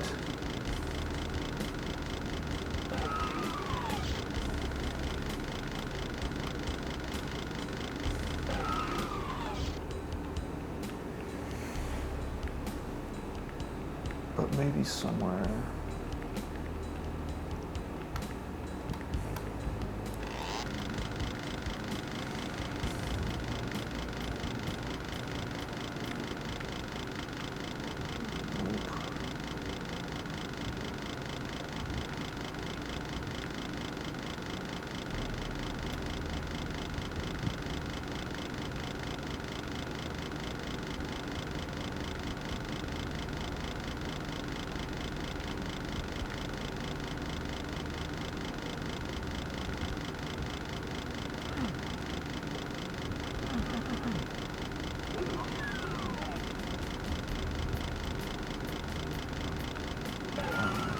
Open up on like the other side of the map by chance. Not seeing anything, not seeing anything, not seeing anything.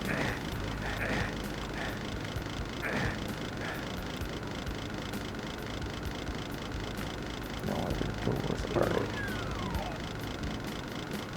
I straight up remembered this level too is the thing.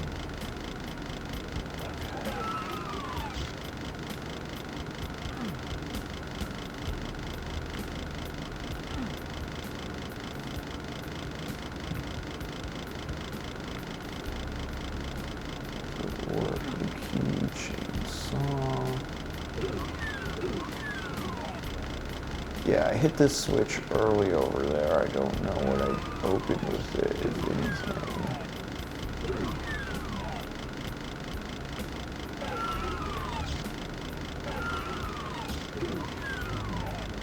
Oh. Yeah, I haven't been back here at all. Jacob, you genius. Oh.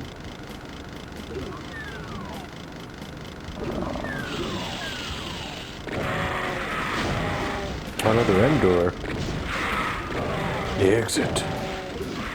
It also needs a yellow key, it seems. I think that's the secret exit to a secret level. Oh.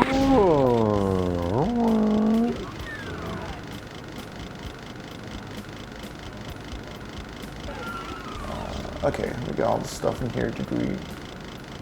No, that's not the yellow key. Wait, where's the entrance? Which of these walls is the entrance? Oh, right here, right here, right here. Yeah. You're right. Why did I ever stop using the chainsaw? It's great.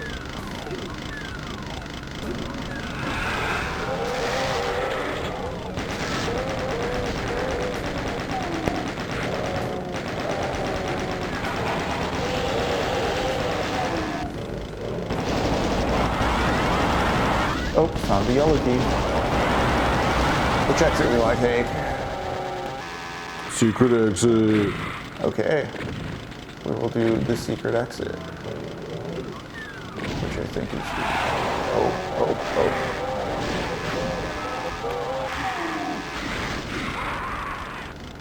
I got jumped by dudes. Nice. Oh, did we get the yellow key? Did you find it? Yeah, we have all the keys. Oh, nice. Excellent. I just got jumped by dudes.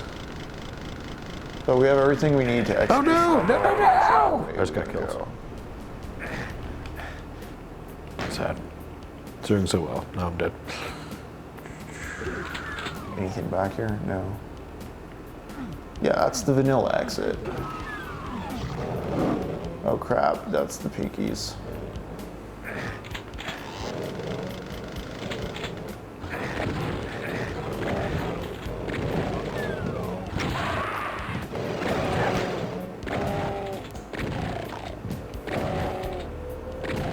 I forget how to get to the other exit.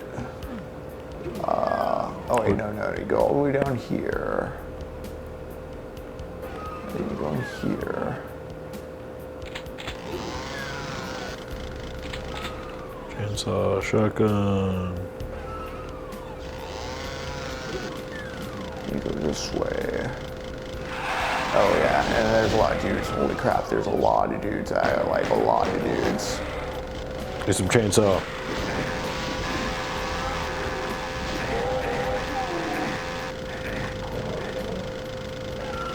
Okay, maybe not as many as I thought. And then here's the secret exit, I think. Hitting it. Nice. Oh no. Maybe it was a fake exit? Just a secret.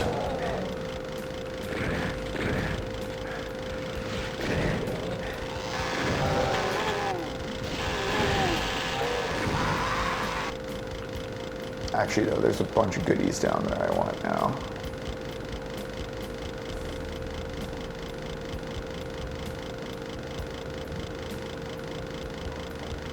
If you want to wait at the exit, I'm gonna go dive for stuff. Oh wait, no, that's you. I almost put a bullet in your head. Thank you for that.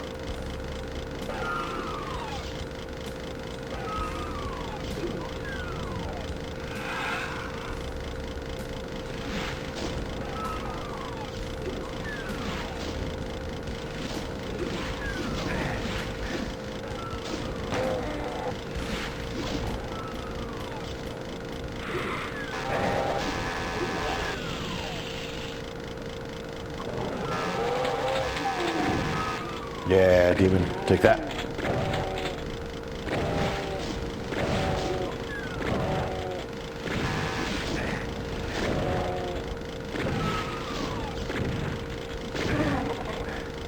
Got him.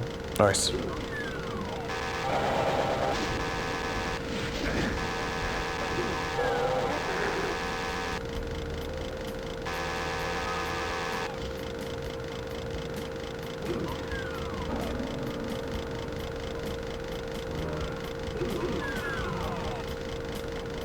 Okay, cool. If you want to hit the actual exit.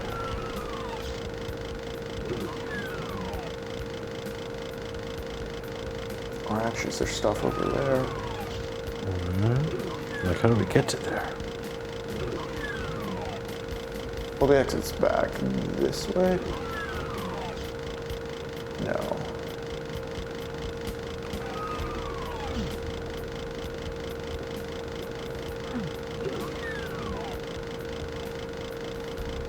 It's back.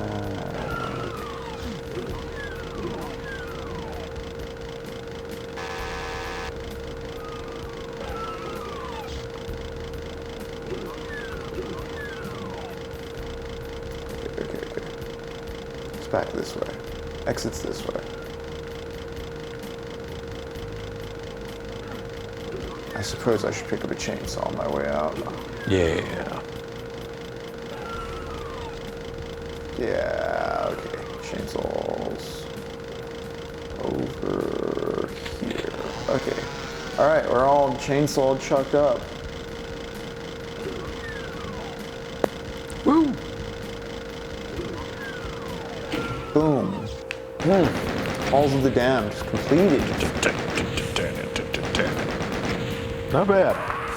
Not bad at all. The spawning mats. Yes.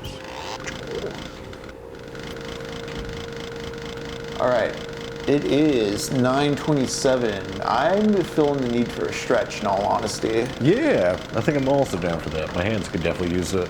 I'm gonna go ahead and mute our revving chainsaws for a moment. Chat, it is 9:27. We're gonna take a break to stretch our legs, rehydrate. You take care of yourself as well. You know, take that restroom break. Do those short body squats. Get yourself stretched out and limber. Don't stare at the screen too long. Yeah. But don't tell the bigwigs we're not telling you to not look at the screen because they really want us to want you looking at the screen. Yeah, you really don't want to do that. As you can see, Doom is getting a little involving. So if we've gotten a little quiet, apologies. But you know what? When we come back from the break, I'll get back to the Borges. We'll get to some reading while Jacob navigates the penultimate level of this episode, and then I don't know who's the big boss on the shores of hell. We'll find out as we get there. We're excited to find out. But until then, it is break time. We'll be back at about 9:36. See you then. See you soon.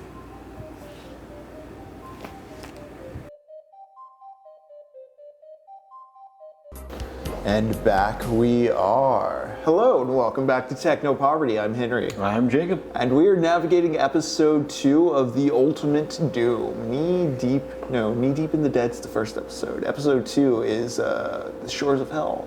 We're at the Shores of Hell. We've been navigating. Jacob, how do you feel about hell? How do you feel about the geometry and the geography of these maps? It is so confusing, but also starts to make sense. Yeah, I noticed that, especially like you've gotten more confident with the chainsaw. I'll fade back out for a moment here. Yeah. Yeah, I noticed you've gotten a bit more confident with that chainsaw, which is just revving in the background there right now. Oh my. Let's make sure that's the right channel. I don't know why I'm so paranoid about that now. The background there right now. Beautiful. Beautiful, beautiful, beautiful. It starts to make sense. Like you're kind of rolling around like a slug for a bit, but once it starts sticking in your mind, you're like, oh, okay, I suddenly understand the language this level wants me to use. Yep. Yeah, I've noticed that. I've also noticed as you've picked up that chainsaw that you've gotten more confident about things. I like it. You're carrying levels a lot more this episode. You're getting into the mindset. You've been conditioned by hell into this predator. It's true. It's completely destroyed my sense of self and then rebuilt me in the image of the Doomslayer. Okay.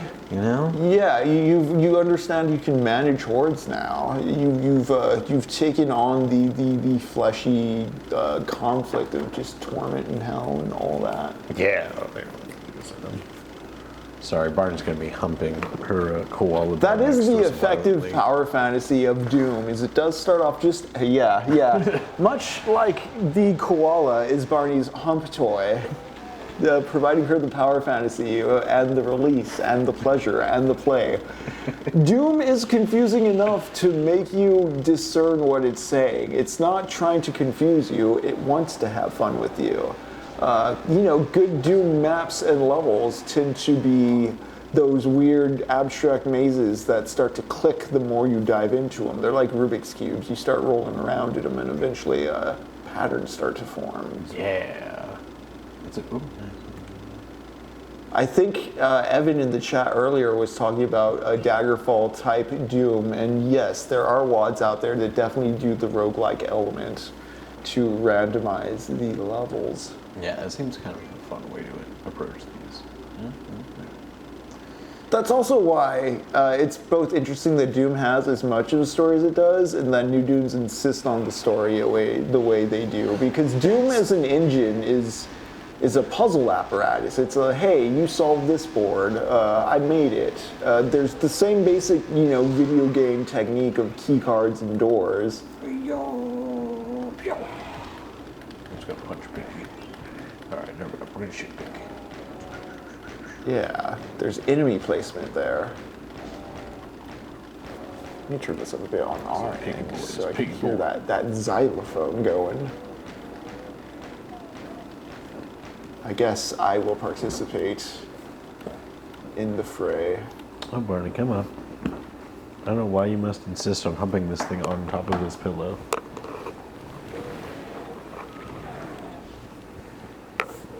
Welcome to your life, Barney. There is something magical to the animation weight and the sound effects and just the heft of the pop and the shotgun. Yeah. Jacob, does this game teach you to shoot in real life? Does this make you want to go on a spree? Yes. Are all those parents and upstanding Christian organizations correct, in that Doom makes you want to do a Columbine. Yeah, it makes you want to show all those kids who's boss, you know? Like, I'm not wrong, you are wrong. I'm not a loser. I can talk to girls. I can't talk to girls. That's a lie. Oh no, my back's against the wall. Got it. I'll do it. But yeah, earlier in the stream, we were talking about Doom as a subsistent space as opposed to an absistent idea or an existent thing. It translates weird abstract visions into some sort of navigatable world for others to then peer into and visit. And you know what? If that world makes no sense, it can be held. You're just examining a vocabulary. You have no idea what it's there for. Or perhaps it's an angry vocabulary and the level's meant to punish the player.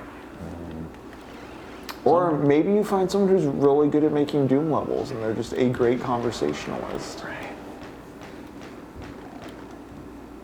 This game is really fun the further you get into it. I guess because I had always played the first... Yeah, what was your perception of Doom before we started these sessions? What's changed for you? I mean, honestly, it's been more fun getting into the later levels, which I was surprised by. Because I remember I would play the first couple and I would just kind of be like, it wasn't as engaging the first times I would play. I'm like, well, I don't really care to see where else this goes. Or just kind of fall off. And then this time it's just been like, this has been really fun trying to figure this out. Yeah, there's a sense of weird distorted, because again, we started on the Phobos base and then episode 2, it's like, okay, you went through the portal and you're now in the Lost Deimos base. Where are you? The slow non-Euclidean geometry, weird textures and artifacts slipping in. Do you feel like there's a progressive story kind of going on as you go through these environments? Definitely feel more like that than I have in the past. Before it was very much like, oh cool, here's a level, kill the demons, go for it. Now it's been a lot more fun seeing the slow progression of everything, especially with the artwork changing. The red room is starting to appear more, things like that. Yeah.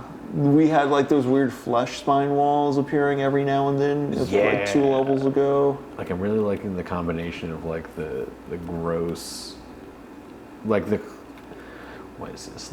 Computer-esque, 90s computer synth stuff, vibes with the hellish reds. It's kind of fun seeing them come together. The meshing of machine and mythological, I guess, is one way you could put it.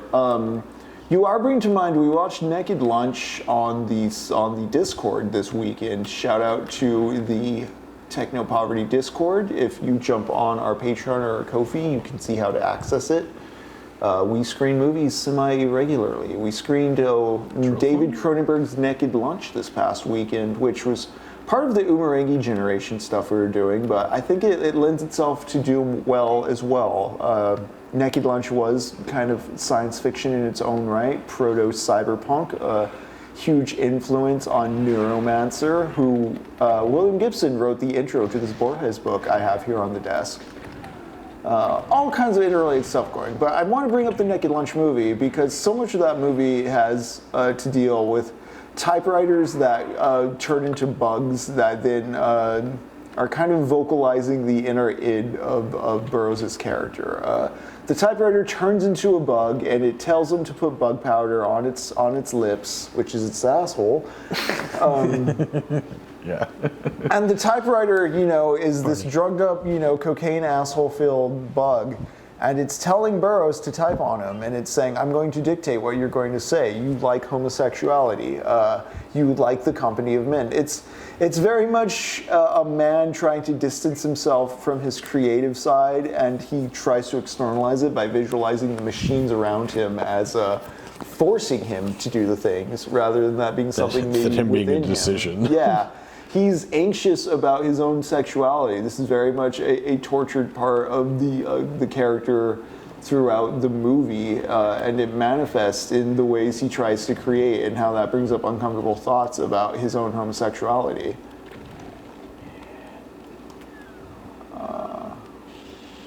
can't believe I don't remember RoboCop's name right now.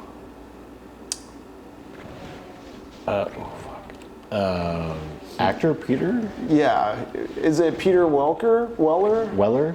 I think Peter Weller. Yeah, he was also Buckaroo Banzai. Yeah, man, I have never seen Buckaroo Banzai. Oh, it's It seems like I would love it. It's got a lot of dudes in it. I'll say that. It's got Jeff Goldblum. It's got the bad guy from Dexter.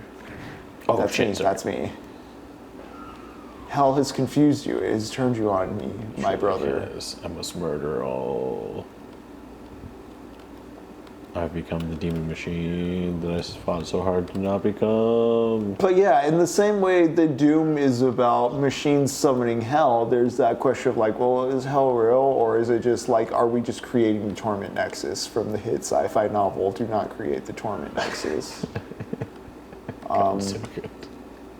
You know, these are, in theory, abstinent ideas that should not hurt us. But as we make machines, we can make them into chattering AIs that tell us we are the light of the world, imbuing ChatGPT with like sentience. The amount of horror stories I have seen of people who are developing cult-like dependencies or infatuations with AI chatbots is Alarming. yeah, I guess it shouldn't be, but yeah, it's just the human need for narrative often like outweighs any interest in truth. We need our stories. Yeah. Well, because the stories are the ways we can compress and generalize and remember things is kind of the point of it, though. Yeah, it's so surprising how quickly people just are going for it. Though. Like Yes. there seems to be less like no hesitation, which it's one of those situations where if you see this happening in a horror movie, you're like, well, that would never happen, but then it absolutely is happening exactly like that, and it's like, well, that's dumb, or seems silly to at least not have a bit of caution for the robot. Yeah, I guess it speaks too to the ways that like popular fiction will get us to believe certain constructs are real. Certain ideas we might think are subsistent are actually abstinent, if I may say. Fuck yeah. I think I asked you this question while playing Jet Set Radio Future for the one session you were around, but do you remember like the first time in your life you realized laws weren't real? And not even like some sort of like rebellious countercultural like haha this is fake, like just you're like, wait, that's not supposed to happen. Yeah, like having that kind of instinct as a little kid and realizing like, oh, this is a construct. I do. My uncle drunk driving or drinking while driving. Okay.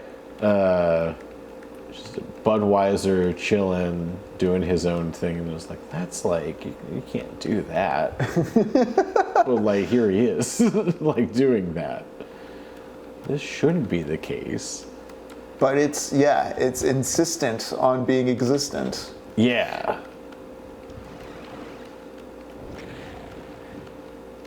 I killed all these terrible, terrible monsters. I think I'm back at the start. Damn.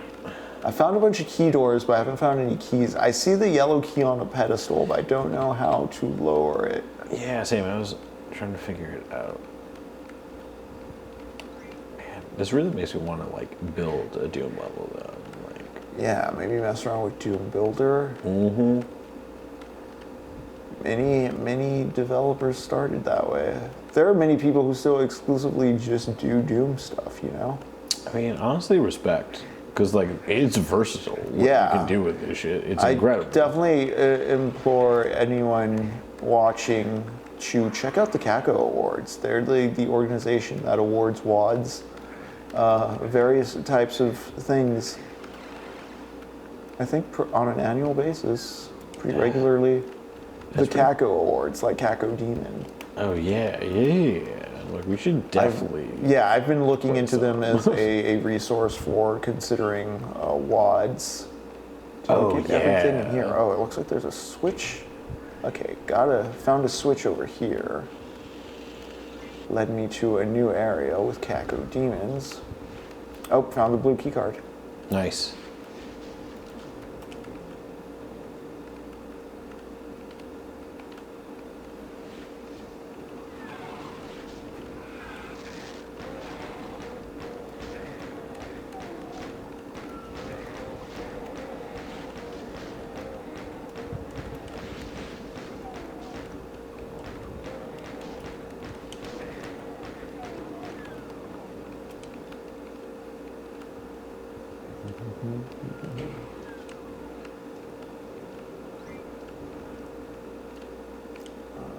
Got a map. IMAX Ultra.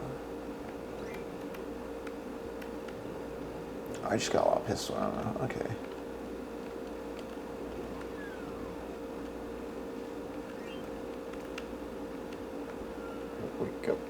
Go.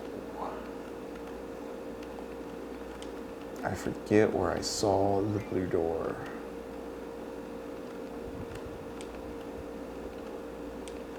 Oh, it's right here. Okay. If you'd like to rendezvous by the blue door, Jacob, I think I'm going to take a moment to read to our audience. Okay, I'm trying to figure out what's going down here. The blue door is also right by the start when you start. Oh, hell yeah. Tonight we're going to be reading The Circular Ruins by Jorge Luis Borges. This is out of his collection Labyrinths. Let me give you some background info really quick, aside from what I've said earlier.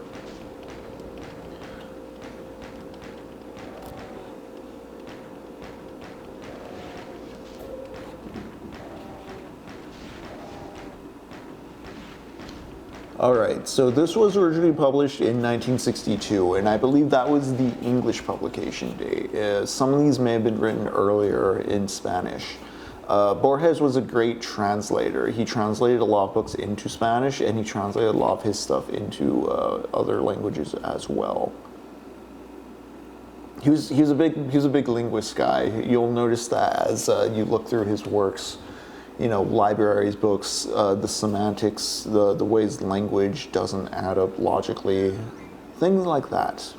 Anyways, The Circular Ruins. And if he left off dreaming about you, Through the Looking Glass, Chapter 6. No one saw him disembark in the unanimous night. No one saw the bamboo canoe sinking into the sacred mud, but within a few days no one was unaware that the silent man came from the south, and that his home was one of the infinite villages upstream on the violent mountainside, where the Zend tongue is not contaminated with Greek, and where leprosy is infrequent. The truth is that the obscure man kissed the mud, came up the bank without pushing aside, probably without feeling the brambles which lacerated his flesh, and dragged himself, nauseous and blood-stained, to the circular enclosure crowned by a stone tiger or horse, which once was the color of fire and now was that of ashes. This circle was a temple, long ago devoured by fire, which the malarial jungle had profaned and whose god no longer received the homage of men. The stranger stretched out beneath the pedestal. He was awakened by the sun high above. He evidenced without astonishment that his wounds had closed. He shut his pale eyes and slept, not out of bodily weakness, but out of determination of will. He knew that this temple was the place required by his invincible purpose. He knew that, downstream, the incessant trees had not managed to choke the ruins of another proprietor's temple, whose gods were also burned and dead. He knew that his immediate obligation was to sleep. Oh, fuck. Oh, big demons. Towards midnight, he was awakened by... Oh no, the page isn't turning. The book's not working. Towards midnight, he was awakened by the disconsolate cry of a bird. Prints of bare feet, some figs, and a jug told him that the men of the region had respectfully spied upon his sleep and were solicitous of favor or feared his magic.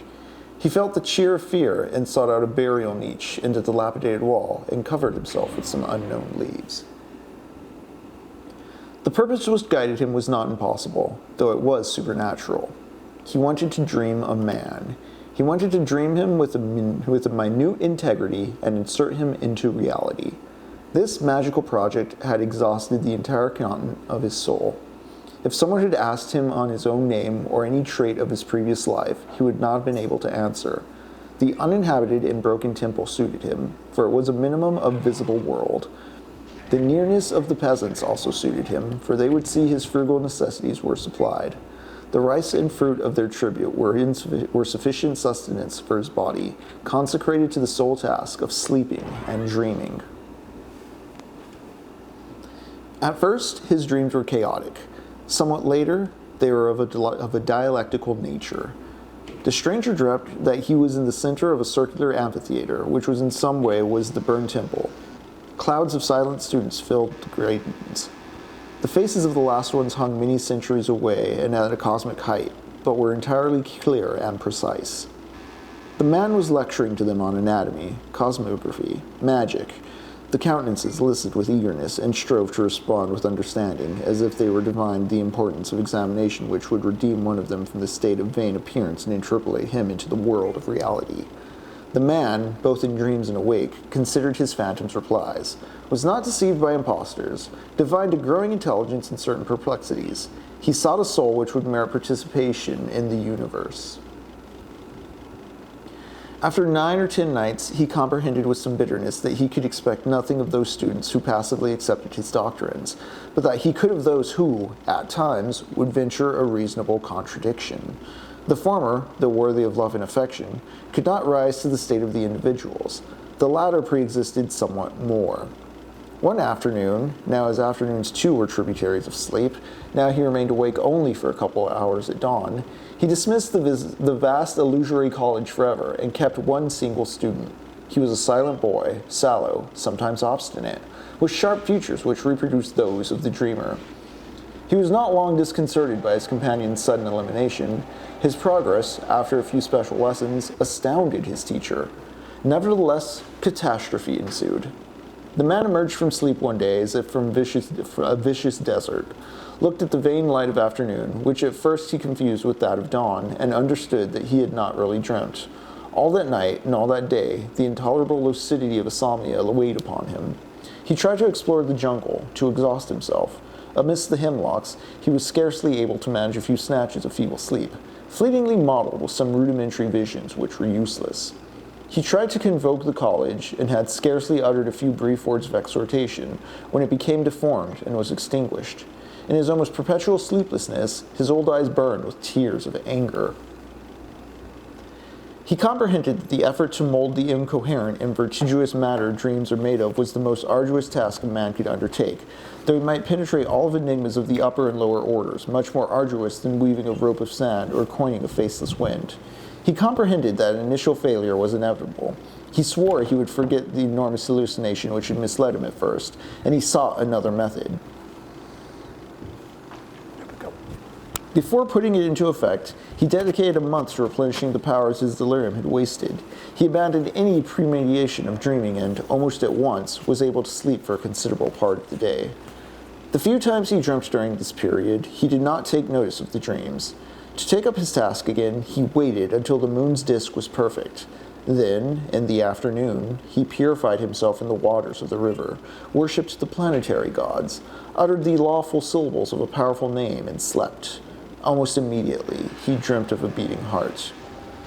He dreamt it as active, warm, secret, the size of a closed fist, of garnet color in the penumbra of the human body, as yet without face or sex. With minute love he dreamt it, for 14 lucid nights.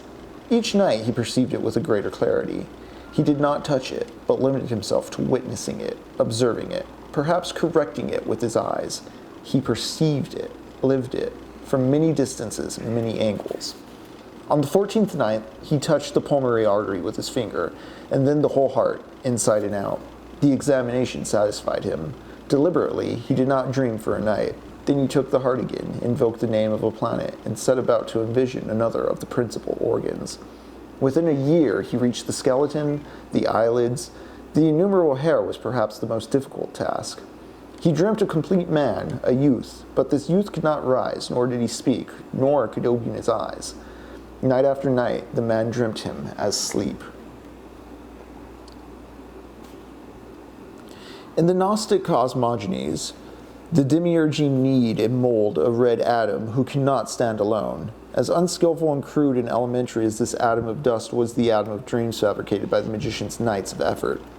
One afternoon, the man almost destroyed his work, but he repented. It would have been better for him had he destroyed it. Once he had completed his supplications to the Nimina of earth and the river, and threw himself down at the feet of the effigy, which was perhaps a tiger and perhaps a horse, and implored its unknown succor. That twilight, he dreamt of the statue. He dreamt of it as a living, tremulous thing. It was not an atrocious mongrel of a tiger and horse, but both these vehement creatures at once, and also a bull, a rose, a tempest. This multiple god revealed to him that its earthly name was fire, that in the circular temple, and others of its kind, people had rendered it sacrifices and cult, and that it would magically give life to the sleeping phantom in such a way that all the creatures except fire itself and the dreamer would believe him to be a man of flesh and blood. The man was ordered by divinity to instruct his creature in its rites, and send him to the other broken temple whose pyramids survived downstream, so that in a deserted evidence a voice might give glory to the god. In the dreamer's dream, the dreamed one awoke. The magician carried out these orders. He devoted a period of time, which finally comprised 2 years, to revealing the arcane of the universe and of the fire cult to his dream child. Inwardly, it pained him to be separated from the boy. Under the pretext of pedagogical necessity, each day he prolonged the hours he dedicated to his dreams. He also redid the right shoulder, which was perhaps deficient. At times, he was troubled by the impression that all of this had happened before. In general, his days were happy. When he closed his eyes, he would think, "Now I shall be with you, my son," or less often, "The child I have engendered awaits me, and I will not exist if I do not go to him." Gradually, he accustomed the boy to reality. Once he ordered him to place a banner on a distant peak. The following day, the banner flickered from the mountaintop. He tried other analogous experiments, each time more daring than the last. He understood with certain bitterness that his son was ready, and perhaps impatient, to be born. That night he kissed him for the first time and sent him to the other temple, whose debris showed a white downstream, though many leagues of inextricable jungle and swamp. But first, so that he would never know he was a phantom, so that he would be thought a man like others, he instilled into him a complete oblivion of his years of apprenticeship. The man's victory and peace were dimmed by weariness. At dawn and at twilight, he would prostrate himself before the stone figure, imagining perhaps that this unreal child was practicing the same rites in other circular ruins. Downstream, at night, he would not dream, or would dream only as all men do. He perceived the sounds and forms of the universe with a certain colorlessness. His absent son was being nurtured with these attenuations of his soul. His life's purpose was complete. The man persisted in a kind of ecstasy. After a time, which some narrators of the story prefer to compute in years and others in lustra, he was awakened one midnight by 2 boatmen. He could not see their faces, but they told him of a magic man in a temple of the north who could walk upon fire and not be burned. The magician suddenly remembered the words of the god. He recalled that, of all the creatures of the world, fire was the only one that knew his son was a phantom. To his recollection, at first soothing, finally tormented him. He feared his son might meditate on this abnormal privilege and discover in some way that his condition was that of a mere image. Not to be a man, to be a projection of another man's dream. What a feeling of humiliation, of vertigo. All fathers are interested in the children they have procreated, they have permitted to exist, in mere confusion or pleasure. It was natural that the magician should fear for the future that son, created in thought, limb by limb and feature by feature, in 1001 secret nights. The end of his meditations was sudden, though it was foretold in certain signs. First, after a long drought, a faraway cloud on a hill, light and rapid as a bird, then, toward the south, the sky which had the rose-colored of the leopard's mouth, then the smoke which corroded the metallic nights, finally the panicky flight of the animals. For what was happening had happened many centuries ago. The ruins of the fire god's sanctuary were destroyed by fire. In a birdless dawn, the magician saw the concentric blaze close round the walls. For a moment he thought of taking refuge in the river, but then he knew that death was coming to crown his old age and absolve him of his labors. He walked into the shreds of flame, but they did not bite into his flesh. They caressed him and engulfed him without heat or combustion. With relief, with humiliation, with terror, he understood that he too was a mere appearance, dreamt by another.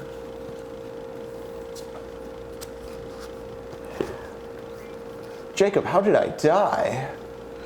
I found a secret area and it opened up a bunch more demons. See if there's anything else. Okay. That was The Circular Ruins by Jorge Luis Borges.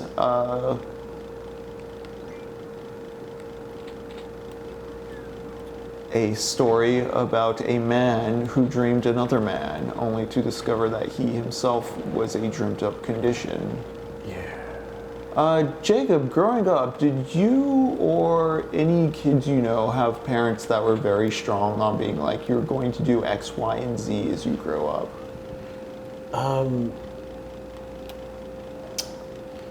The only instance I can think of is a friend of mine who was like the 9th of his name.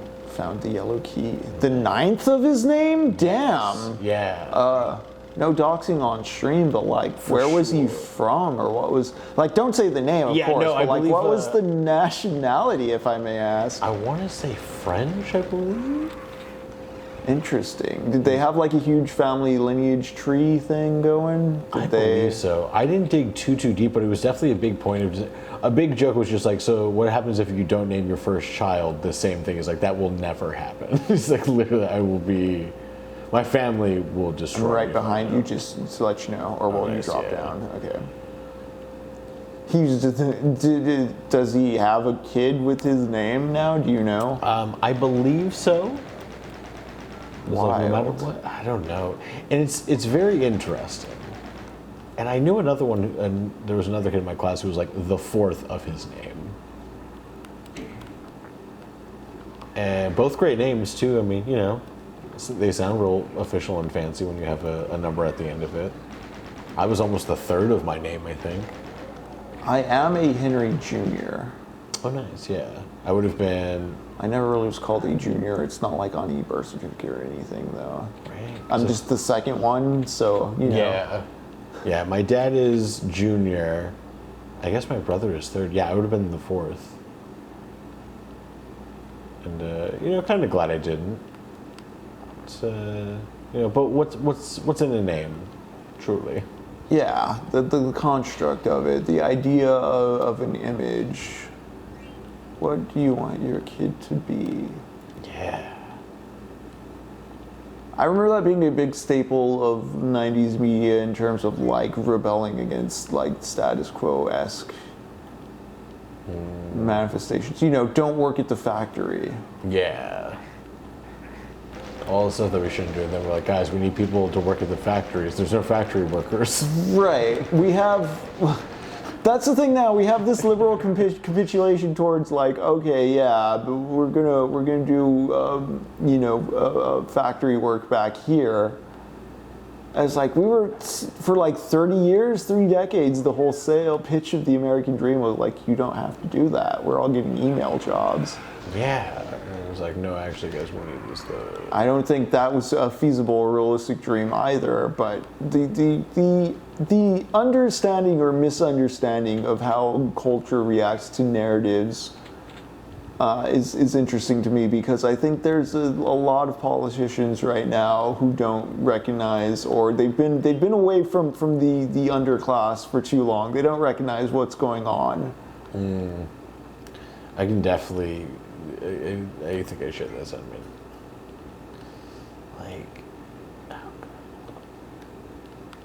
Losing train of thought, trying to think of where I was going next, and then being electrocuted. It's all right, yeah. We're in a weird hell maze. We are wading through the shores of hell. Stalking through, I believe, the 7th level of episode 2. No yellow key, right? Yeah, we got the yellow key. Did it okay. Oh, I wish I had night vision goggles, but I think you already licked this area. Yeah, I believe so. It is very dark. I did find a plasma gun, though. That's cool. Oh, I found a room. Yeah, right by the yellow door. I assume is where you are. Yeah. You fucking fucks. A technique I want to bring up with the Borges story, though, which, at its core is about a wizard going to a circle, spending a lot of time dreaming up a man, only to discover that he himself was a dreamt up man, is the way the story was relayed to us. Very, very factual and sort of in reference to other pieces of the Demiurge. Other books. There is a Through the Looking Glass quote right at the start. The This is kind of what David Foster Wallace means when Borges bridged the modern and the modernist, or the postmodern. Art, integrating art, self-referential. By this time, books had been out long enough that other books can start paying tribute and making reference and riffing on books. In the same way, Doom is riffed and referenced on by other games. This is the first-person shooter, but then because of Doom, it laid the archetype. Yeah.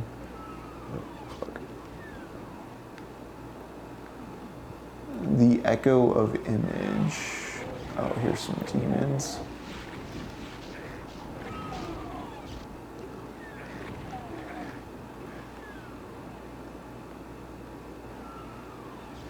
Even Doom, when it was released, is riffing on, hoping that people recognize, like, okay, you're a space marine, there's hell.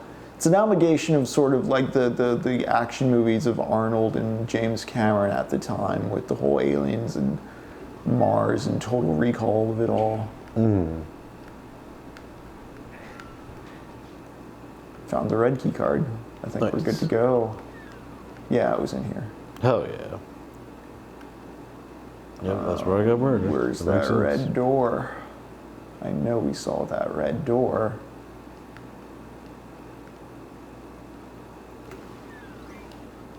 I'm playing this like adventure. Exactly. It's the same fundamental mechanics of a video game, but through a bit more color and a bit more enemy variety. Yeah. Oh, damn, this way. It's on this little catwalk area or whatever. Oh yeah, right here.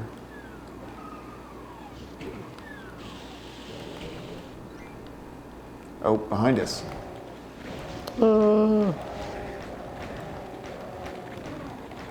Got him. Nice. Got him. All right.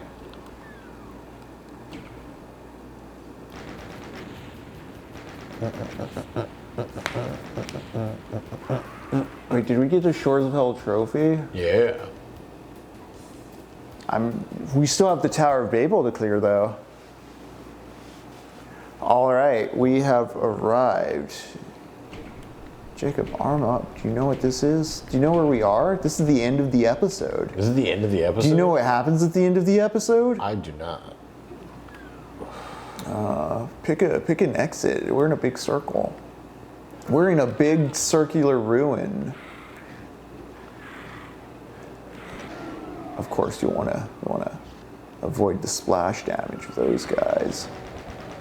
Yeah. All right. Oh. This definitely looks familiar. Oh.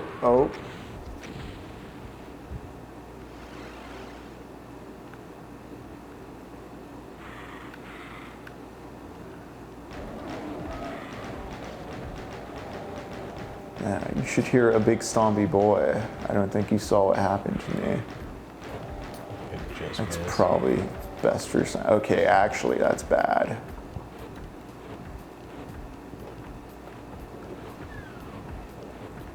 You might want to go the other way. In all honesty. No, fair. All right. Keys. There's something making that noise that we want to lure out of that hole. I'll put it that way.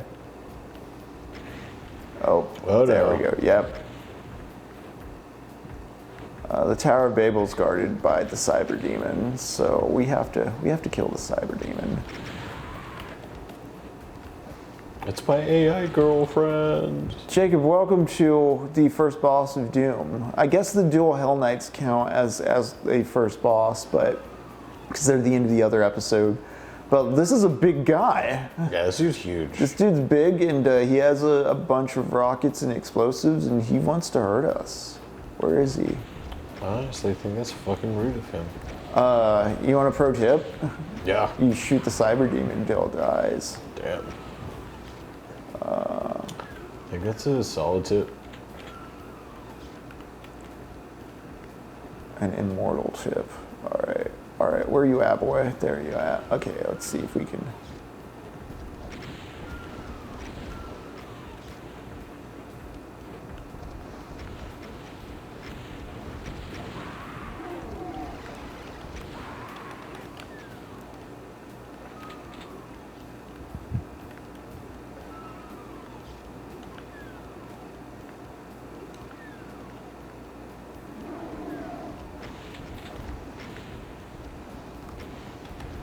I hear you. I see. Okay, I see you.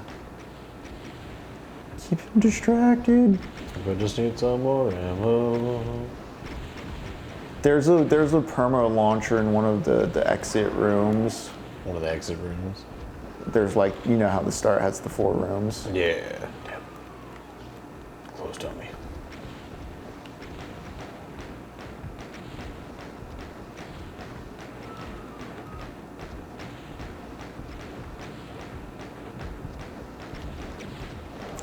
Yeah.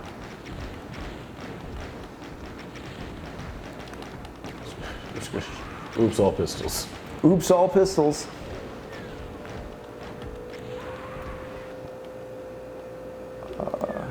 Yeah, grab that one. This one? Yeah, that one doesn't go away. So we got 2 rockets always. Lots of deaths. But in the circular ruins we have the cyber demon.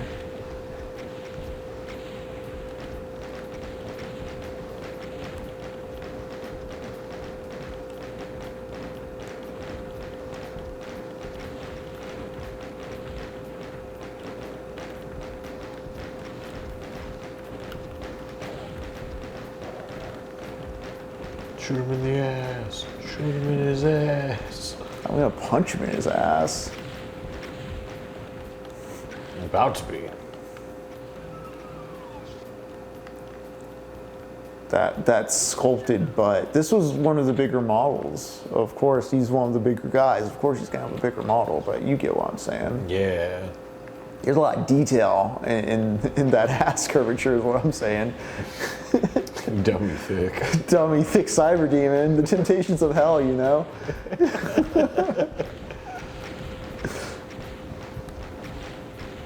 Damn.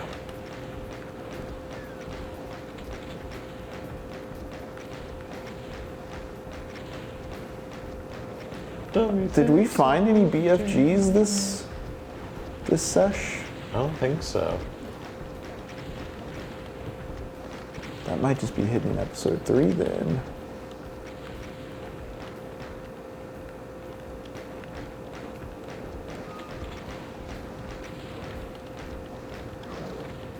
You did it! Yes! Good fuck.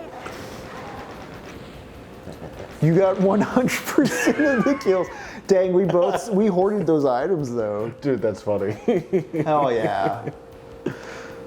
Or Tower Babble. Tower Babble. You've done it. The hideous cyber demon lord that ruled the lost Demos moon base. Yeah. They've been slain. You're triumphant. Hell yeah. But where are you as we clamber to the edge of the moon and look down to see the awful truth? Demos floats above hell itself. You've never heard of anyone escaping from hell, but you'll make the bastards sorry they ever heard of you quickly. You'll rappel down to the surface of hell. Now it's on to the final chapter of Doom, Inferno. Damn.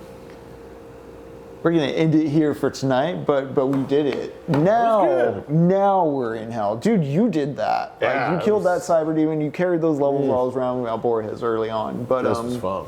Yeah. yeah, we've completed episode 2 of Doom from 1993. This has been Techno Poverty. We're gonna continue strolling through hell weekend after next. We're gonna watch Barton FInk. Until then, we're gonna keep co-oping some hellish stuff. Yeah, Summer of Doom, join us. Yeah. Every Monday, every Thursday, and then Shimigami Tuesday. Yeah. Is that correct? That's when Lux comes in and we talk to the demons. So you see, here's what's happening. Conjure. Jacob comes in and he kills all the demons. Yeah. And then Lux comes in and we talk with the demons. I've got and no soul. Through this, we figure out like what. I don't know. Should we be making pacts with demons or should we just be indiscriminately slaughtering all these animals? We're trying to see, like, I don't know, we're weighing our options is what we're doing, honestly. We're trying to see which way it'll go. We'll probably read some more George Luis Borges as we go. We're also going to be looking at John Milton's Paradise Lost eventually down the line, but I'm going to build to that. We're going to be looking at William Gibson's Neuromancer because Gibson's just